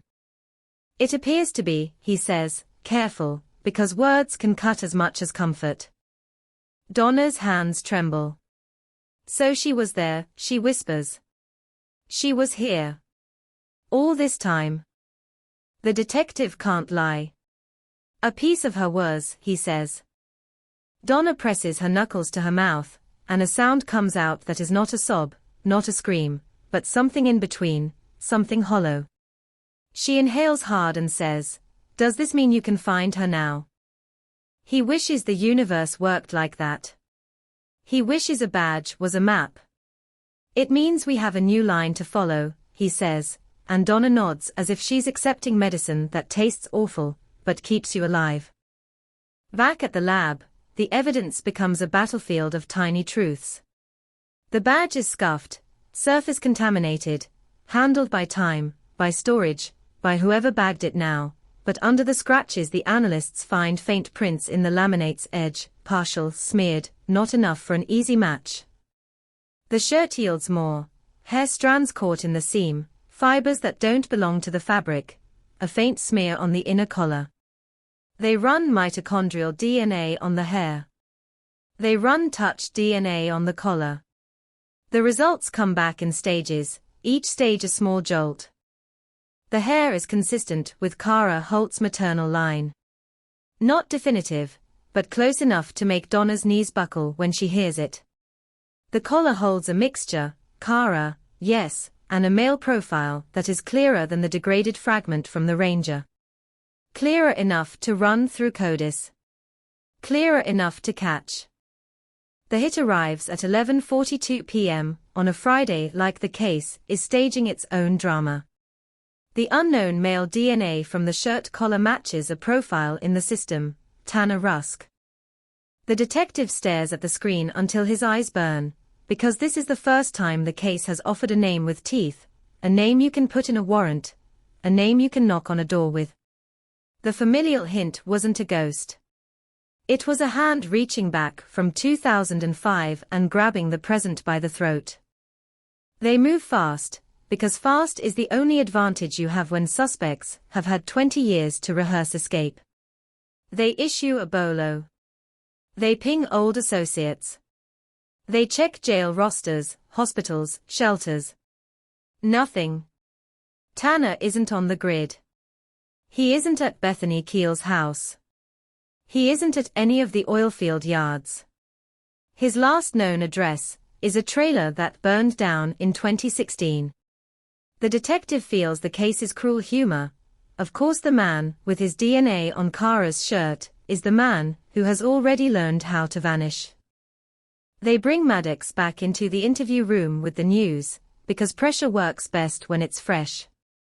Maddox's eyes widen when he hears Tanner's name, and for the first time, he looks less like a bully and more like a man remembering a monster. "I told you," Maddox says hoarsely. "I told you Tanner was worse." "Where is he?" the detective asks, voice flat as asphalt. Maddox shakes his head too fast. "I don't know." The detective slides the lab report across the table and watches Maddox's pupils tighten. "His DNA is on her shirt," he says. "You want to keep pretending this is junk." Maddox's breathing quickens. He licks his lips. "I didn't know it was hers," he blurts, and then clamps his mouth shut like he just swallowed a nail. The detective leans forward an inch. "Tell me," he says softly. "Tell me what happened." Maddox squeezes his eyes shut. When he opens them again, they are wet, and his voice drops into something like confession without becoming one. "Tanner came to me," he says, words shaking loose like bolts. "Back then. He came in late.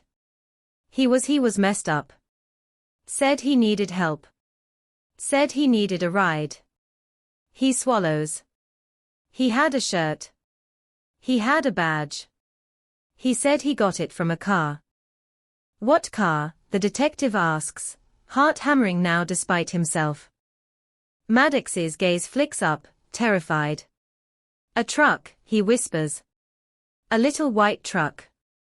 The room goes cold. The Ranger. The running engine. The open door. The staged abandonment. Maddox's voice keeps spilling. "He said he didn't mean," he said she was screaming, "he said Caleb told him to shut her up." Maddox breaks off, shaking his head violently, like he's trying to shake the words back into silence. "I don't know. I don't know what's true. Tanner lied. Tanner always lied." The detective's hands are fists under the table. "Where did he take her?" he asks.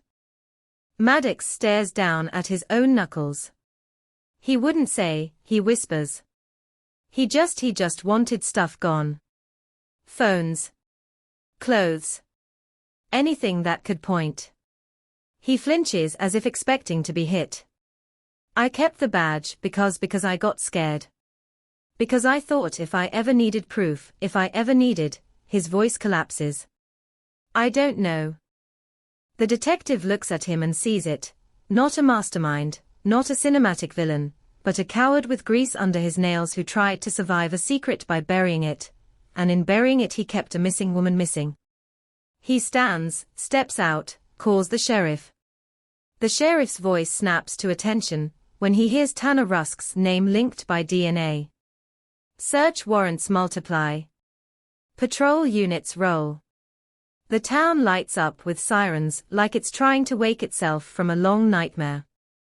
But Tanner is already gone, and that's the sound that haunts the detective as the night deepens, the hollow space where a man should be, the quiet after a door chime that never finishes its song, the realization that even with a badge in your hand and a name on your screen, the dark can still hold what it stole, and it can still move faster than you.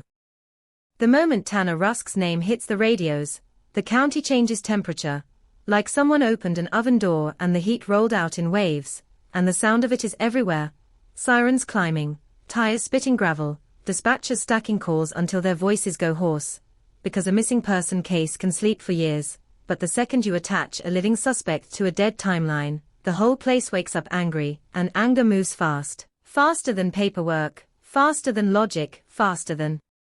The careful-paced detectives wish they could keep, and the reopened team is suddenly chasing not just a man, but 20 years of missed chances that now feel like they're sprinting ahead of them. They hit every address tied to Tanner like it's a fire drill. Bethany Keel's house again, the oilfield yard, the last rental listed under his name, the cousin's trailer outside town with the porch light always on, the bar where he used to drink until the stools knew his elbows. Doors open to confusion, to hostility, to blank stares that say not my problem, and a few open to that specific kind of fear that pretends it's annoyance, the kind you see when someone knows the answer and hates themselves for knowing it. Bethany meets deputies on her steps with her arms crossed and her eyes wet. "I told you I ain't seen him," she snaps, and the words are true in the narrow way liars love. She hasn't seen him, but she's heard things, she's felt the disturbance of his orbit. At the station, Royce Maddox sits in a holding room like a man trying to shrink into his own skin, and his statements are already turning into a war. He says Tanner came to him messed up, he says Caleb told him to shut her up, he says he didn't know what was true, and every phrase is either a rope the department can climb, or a trap that snaps under weight, because Maddox is not a clean narrator, he's a man who survived by being useful to the wrong people.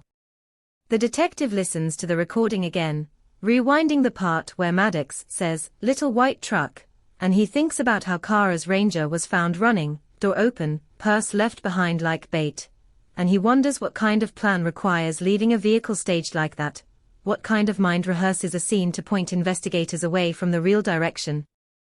They pull Caleb Ruskin again too, because Tanner's DNA on Kara's shirt collar doesn't absolve Caleb. If anything, it makes Caleb more dangerous, a man who might have set something in motion, and then let his half-brother take the fall by disappearing into the years. Caleb's lawyer is there within minutes, sharp suit, sharper tone, and Caleb walks into the interview room with a face that looks irritated rather than scared, as if the whole town's panic is an inconvenience to him. He sees the detective and smirks. "Still fishing," he says. The detective doesn't show the smirk bothers him. He lays out the facts in a slow, brutal line. Kara's badge and uniform found on Maddox's property. DNA on the shirt collar matching Tanner Rusk. Maddox claiming Tanner showed up with the items. Maddox claiming Caleb said things about shutting her up.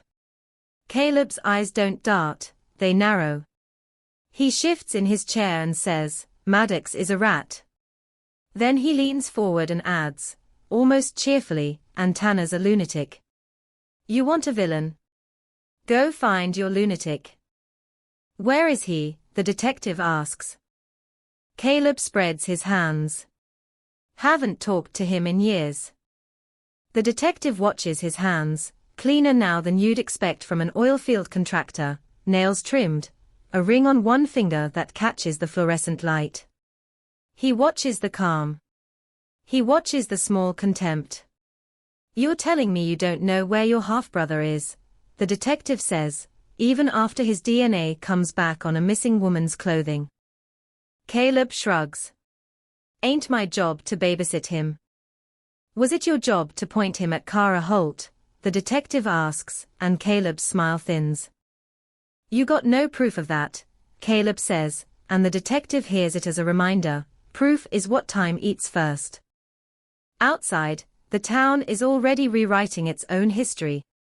People who never spoke Kara's name now claim they always knew something was off about the Rusk boys. People who drank with them now swear they never liked them. Old grievances crawl out of closets. The Crown Star Travel Mart gets flowers left by the door like a memorial for a woman who might still be alive somewhere, and the neon hum in the window feels obscene, like the store is still pretending the night shift is just another shift. Donna Holt drives past the Travel Mart and doesn't stop, she can't. She presses her palms hard against the steering wheel to keep them from shaking and tells herself that finding a badge means the universe finally has to give something back. But the universe doesn't do trades. It does accidents and aftermath. Then a call comes in that snaps everyone's attention in a new direction. A ranch hand, working fence line out near the southern oil fields, says he found something in a dry creek bed, fabric tangled in branches, sun-bleached, half buried in silt. He says it looked like a shirt. He says it looked like a uniform. The detective's heart kicks once, hard, and the whole team mobilizes like a single muscle. They drive out under a sky that looks washed out, bleached the way bones bleach, and the landscape opens wide and empty, the kind of empty that makes you understand how easy it is to disappear without anyone hearing the moment you stop being part of the world. The creek bed is mostly dust now, cracked and pale, but there's a knot of brush where stormwater once ran, and in that knot there's fabric, yes, blue, faded, shredded by time. Crime scene techs photograph it from every angle like it's a holy artifact. They lift it carefully. It isn't Kara's shirt. It's a mechanic's coverall, a local shop logo stitched across the chest, and the ranch hand apologizes, as if he personally wasted 20 years. The detective tells him he did the right thing anyway, because disappointment can still be data. But the pit in his stomach deepens, because every false lead is another way time keeps its advantage. They widen the search around the creek bed, cadaver dogs working the perimeter, handlers scanning the ground for disturbed earth, for sinkholes, for anything that says human absence. The dogs alert twice, once near a clump of salt cedar, once near an old dumping site, both times yielding nothing but animal remains and trash. The search ends with sweat and silence and the taste of grit. The detective drives back with his jaw clenched so tight it hurts, because he can feel the case trying to exhaust them, trying to turn urgency into fatigue the way it did in 2005. And then, late that night, the first real crack in Tanner's hiding place appears, not in a dramatic confession, not in a heroic tip, but in the soft glow of a surveillance camera at a convenience store 2 counties over. Grainy footage shows a man buying a prepaid phone and a bottle of water at 2:13 a.m., hat low, shoulders hunched, moving like someone who expects to be grabbed. The clerk remembers him, because he paid in cash and wouldn't meet her eyes. The detective watches the footage frame by frame, studying posture, studying gait, and it's not enough to swear in court, but it's enough to feel the blood in his ears. The man's left hand has a crooked finger, a break healed wrong. Tanner's records mention an old fracture. The detective circles the finger on the screen like it's a target. They pull traffic camera footage from the highway nearby, and a vehicle appears for seconds, an old silver sedan, primer patches on the door, a mismatched taillight. The plate is unreadable. The sedan heads south, toward the same oilfield sprawl where Kara's phone once pinged. The detective feels a cold, careful dread. This isn't a man running randomly. This is a man returning to familiar ground. They coordinate with state troopers, set up a quiet net of patrols, but nets have holes, and Tanner has had years to learn where the holes are.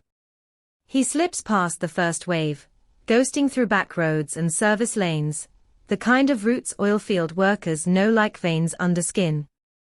A deputy spots a silver sedan near a storage yard at dawn and the chase begins like a match struck on concrete. Sirens wail, the sedan bolts, dust blooms behind it, and for a breathless minute it feels like the story is finally catching up to its villain. Then the sedan swerves into an industrial maze of tanks and pumps and fenced lots, and the pursuing unit loses line of sight behind a row of shipping containers. They round the corner and the sedan is gone. Not driven away, gone. The yard is locked. The fences are high. The only exit is the one the deputy just came through. It's like the vehicle evaporated. They comb the yard, heartbeats loud in their own ears, searching between containers, behind stacks of pipes, beneath the shadows where someone could crouch and become a stain on the landscape. They find fresh tire tracks leading toward a drainage culvert, tracks that stop abruptly at a patch of loose sand as if the car was abandoned. Then, 50 yards away, they find a section of chain-link fence cut clean, wire edges bent inward like teeth. Whoever did it had tools. Whoever did it knew exactly where the cameras didn't reach. Whoever did it had done this before. On the other side of the fence is a service road that runs behind the storage lots and connects to a cluster of worker housing, trailers and small prefabs, some occupied, some empty, the kind of transient community where names change and questions are dangerous. Patrol cars fan out. Doors are knocked. Faces appear in windows and disappear. People claim they saw nothing. People say they don't get involved. One man spits on the ground and says, "You should have done this 20 years ago," and the words hit like a slap, because they are true and useless. Then a woman steps out of a trailer with a cigarette in her mouth and a baby on her hip, and she looks at the detective like she's deciding whether to sell him truth or protect herself. "You looking for the skinny guy?" she asks. The detective keeps his voice steady. "We're looking for Tanner Rusk," he says. The woman's eyes narrow. "He was here," she says. "Last night. Came by asking for a charger. Said his phone died." "Did you give it to him?" the detective asks. She shakes her head. "I ain't stupid." She taps ash onto the dirt. "But he talked to Jace." "Who's Jace?" the detective asks. She points with her cigarette toward a trailer at the far end, half hidden by a stack of pallets. "He fixes generators. He fixes anything. He don't ask questions." She pauses, then adds, quieter, "But he gets scared easy." The detective approaches Jace's trailer with two deputies, not with swagger, not with a battering ram, but with the careful posture of men entering a room full of gasoline fumes. Jace opens the door with trembling hands. His mid-30s, grease on his shirt, eyes red like he hasn't slept. The detective can smell fear on him, sharp and sour. "Jace," the detective says, showing the badge, keeping it low. "We need to talk." Jace shakes his head immediately. "I don't know nothing." "You do," the detective says, and his voice is still calm, but there's steel under it now. "And if you don't tell me, you're making yourself part of it." Jace swallows hard. "He came by," he whispers. "Tanner. I didn't know it was him at first. He looked like he'd been running a long time." Jace glances over his shoulder like Tanner might be in the hallway. "He wanted water. He wanted a ride." "Where?" the detective asks. Jace's throat works. "He said he needed to go to a place he used to go. A place nobody goes now." His eyes flick to the detectives. "He said he had to make sure something stayed buried." The words hang there like smoke. The detective's pulse slows, a predator's focus sharpening. "What place?" he asks. Jace's lips tremble. "Old pump station," he says. "Down by the river bend. Not the main one. The abandoned one. The one they sealed up after that flood." "Did you take him?" the detective asks. Jace shakes his head violently. "No. No, I swear. I told him I couldn't. I got kids." His voice breaks. He said I didn't have a choice." The detective leans in an inch. "Then what happened?" Jace squeezes his eyes shut. "He took my truck," he whispers. "He had a gun." The baby in the neighbor's trailer starts crying, faint through the walls, and the sound cuts through the room like an alarm. "He said he'd bring it back. He said if I called anyone, he'd come back for me." The detective steps back, breathing carefully. A gun changes everything. A vehicle theft makes the search more concrete. The old pump station becomes a point on a map, a place with coordinates, a place they can surround. They get Jace to safety, put him under protection, and the detective looks out over the worker housing as the sun rises, turning the dust gold, and he feels the case tightening again, like the storm is finally lowering its hand to strike.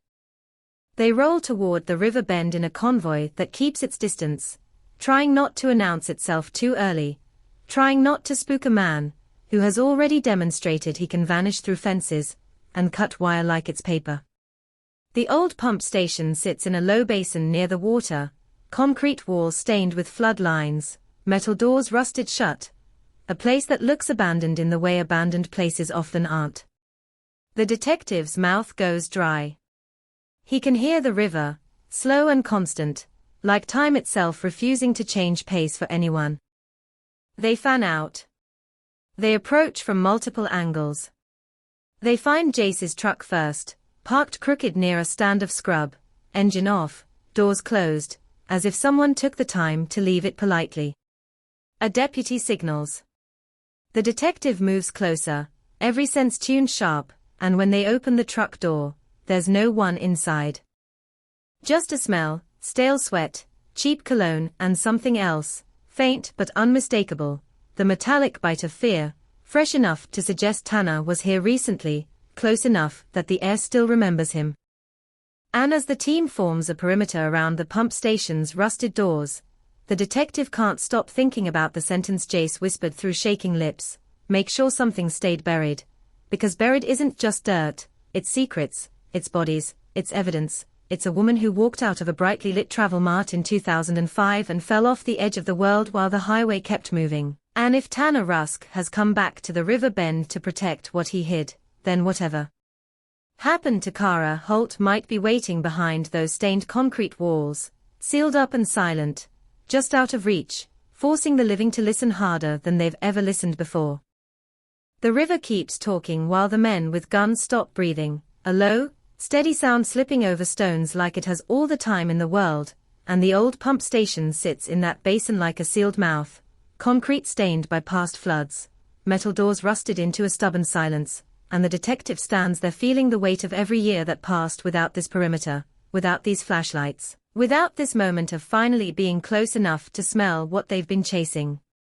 And the smell is wrong, stale sweat, cheap cologne, and that sharp metallic edge the body registers before the mind will admit its fear, because fear leaves residue, and you can almost taste it in the damp air around the truck Tanner stole from Jace.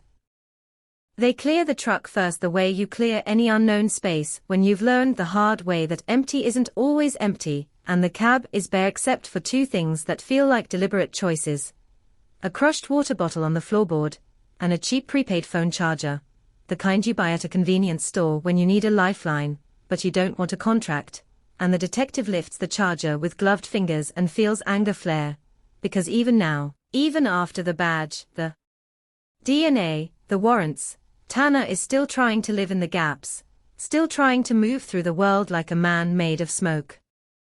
They approach the pump station doors in a wedge formation, deputies spread, rifles low but ready, the sheriff murmuring directions into a radio like a priest reciting a ritual, and the detective's mind does that thing it always does in moments like this, flicking back to the beginning, to Kara Holt stepping out into the Travel Mart lot, keys in hand, door chime cutting off mid-song as if the night itself flinched. And he thinks about how fear can be silent, how some people don't scream because screaming is what you do when you believe someone will come running, and maybe Kara didn't believe that, not at 1:17 a.m. on a highway where trucks never stop, not with a man between her and the light.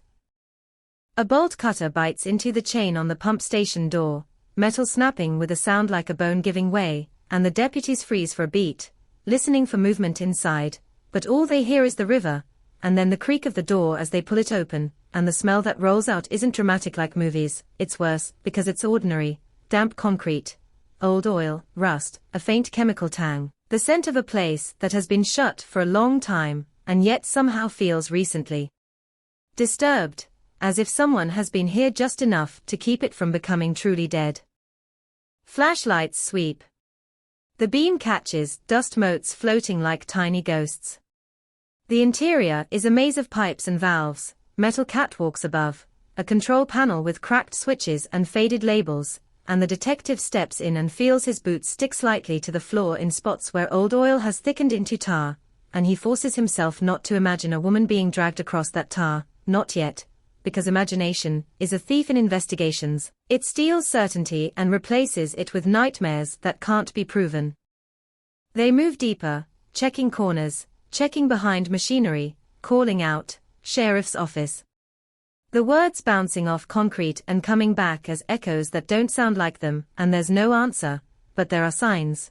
A fresh scuff on the dust-coat floor, a smear where someone brushed past a wall, a footprint in a patch of dried silt that wasn't there yesterday, and the footprint is the size of a man's boot, tread pattern sharp, as if it was pressed down with purpose. In the far corner they find a maintenance hatch, metal plate bolted down, edges rimmed with grime, and beside it a coil of rope that doesn't belong in an abandoned pump station, the fiber still pale, not sun-bleached, not old, and the detective's pulse slows into that cold, predatory focus again, because rope is not a casual object, rope is intention you can hold. They don't open the hatch right away. They photograph. They mark.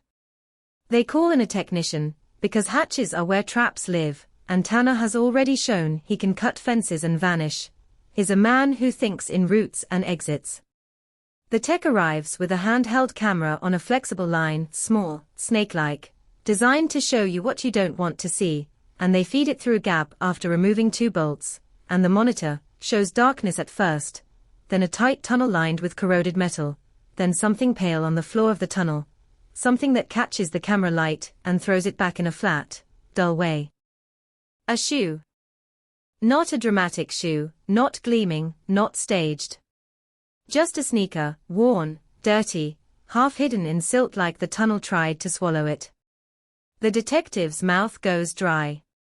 One deputy mutters a curse under his breath. The sheriff's voice on the radio tightens.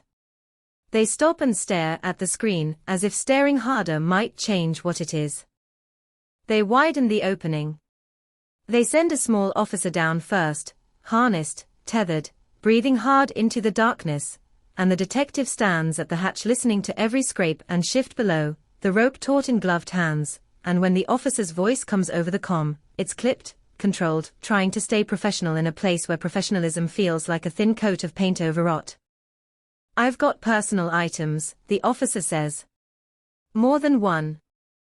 The detective closes his eyes for half a second, long enough for the image of Kara's billboard smile to flash behind his eyelids, and then he opens them and lowers himself into the hatch, because there are moments when distance is impossible, when a case demands you be physically present for the thing you've been chasing in paperwork. The tunnel is narrow, sloping slightly downward, damp air pressing close, metal cold under his gloves, and the flashlight beam shows what the camera couldn't. 2 more shoes, mismatched, a lanyard fragment with the clip broken off, a phone battery casing cracked open like a shell, and along the wall, scratches in the rust that look like they were made by something hard, frantic, maybe fingernails, maybe a tool, maybe nothing, and the detective's mind starts whispering again, trying to paint a story in the scratches, and he bites down on that impulse and keeps moving, because stories are seductive and wrong. At the end of the tunnel there's a small chamber, barely bigger than a closet, where floodwater once pooled and left a layer of silt that dried into a crust, and in that crust are footprints, several, overlapping, some older, some so fresh they haven't collected dust yet. The officer points his flashlight at a corner where the silt has been disturbed, scraped away, exposing concrete beneath, and there's a shallow depression there, not deep enough to be a grave, not obvious enough to scream evidence, but wrong in the way a crooked picture frame is wrong. You feel it before you can articulate it. Above them, the sound of boots and radios filters down faintly, muffled by concrete, and the detective kneels in the damp and studies the depression, and a memory rises uninvited. Jace's shaking voice. He said he had to make sure something stayed buried. Buried doesn't always mean a body. Sometimes it means objects. Sometimes it means proof. Sometimes it means the last thread that could tie a man to a crime.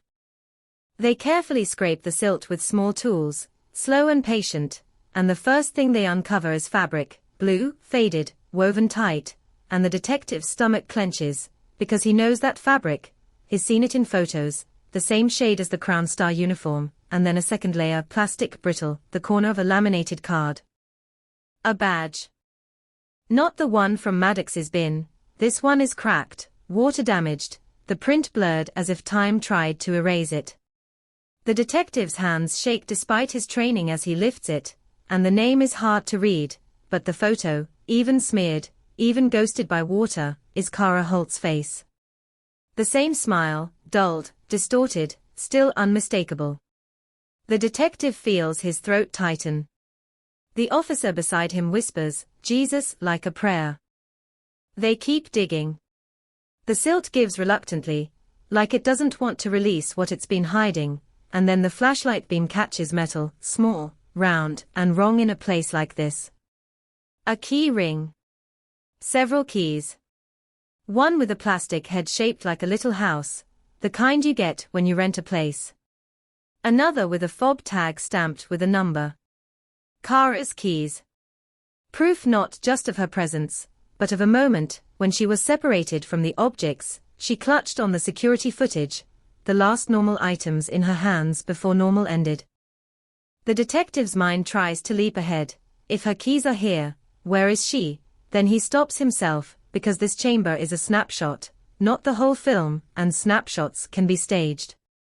Tanner could have brought these items here recently, could have dumped them here knowing the reopened case was closing in, could have tried to control the narrative even now by leading them to evidence without leading them to the truth.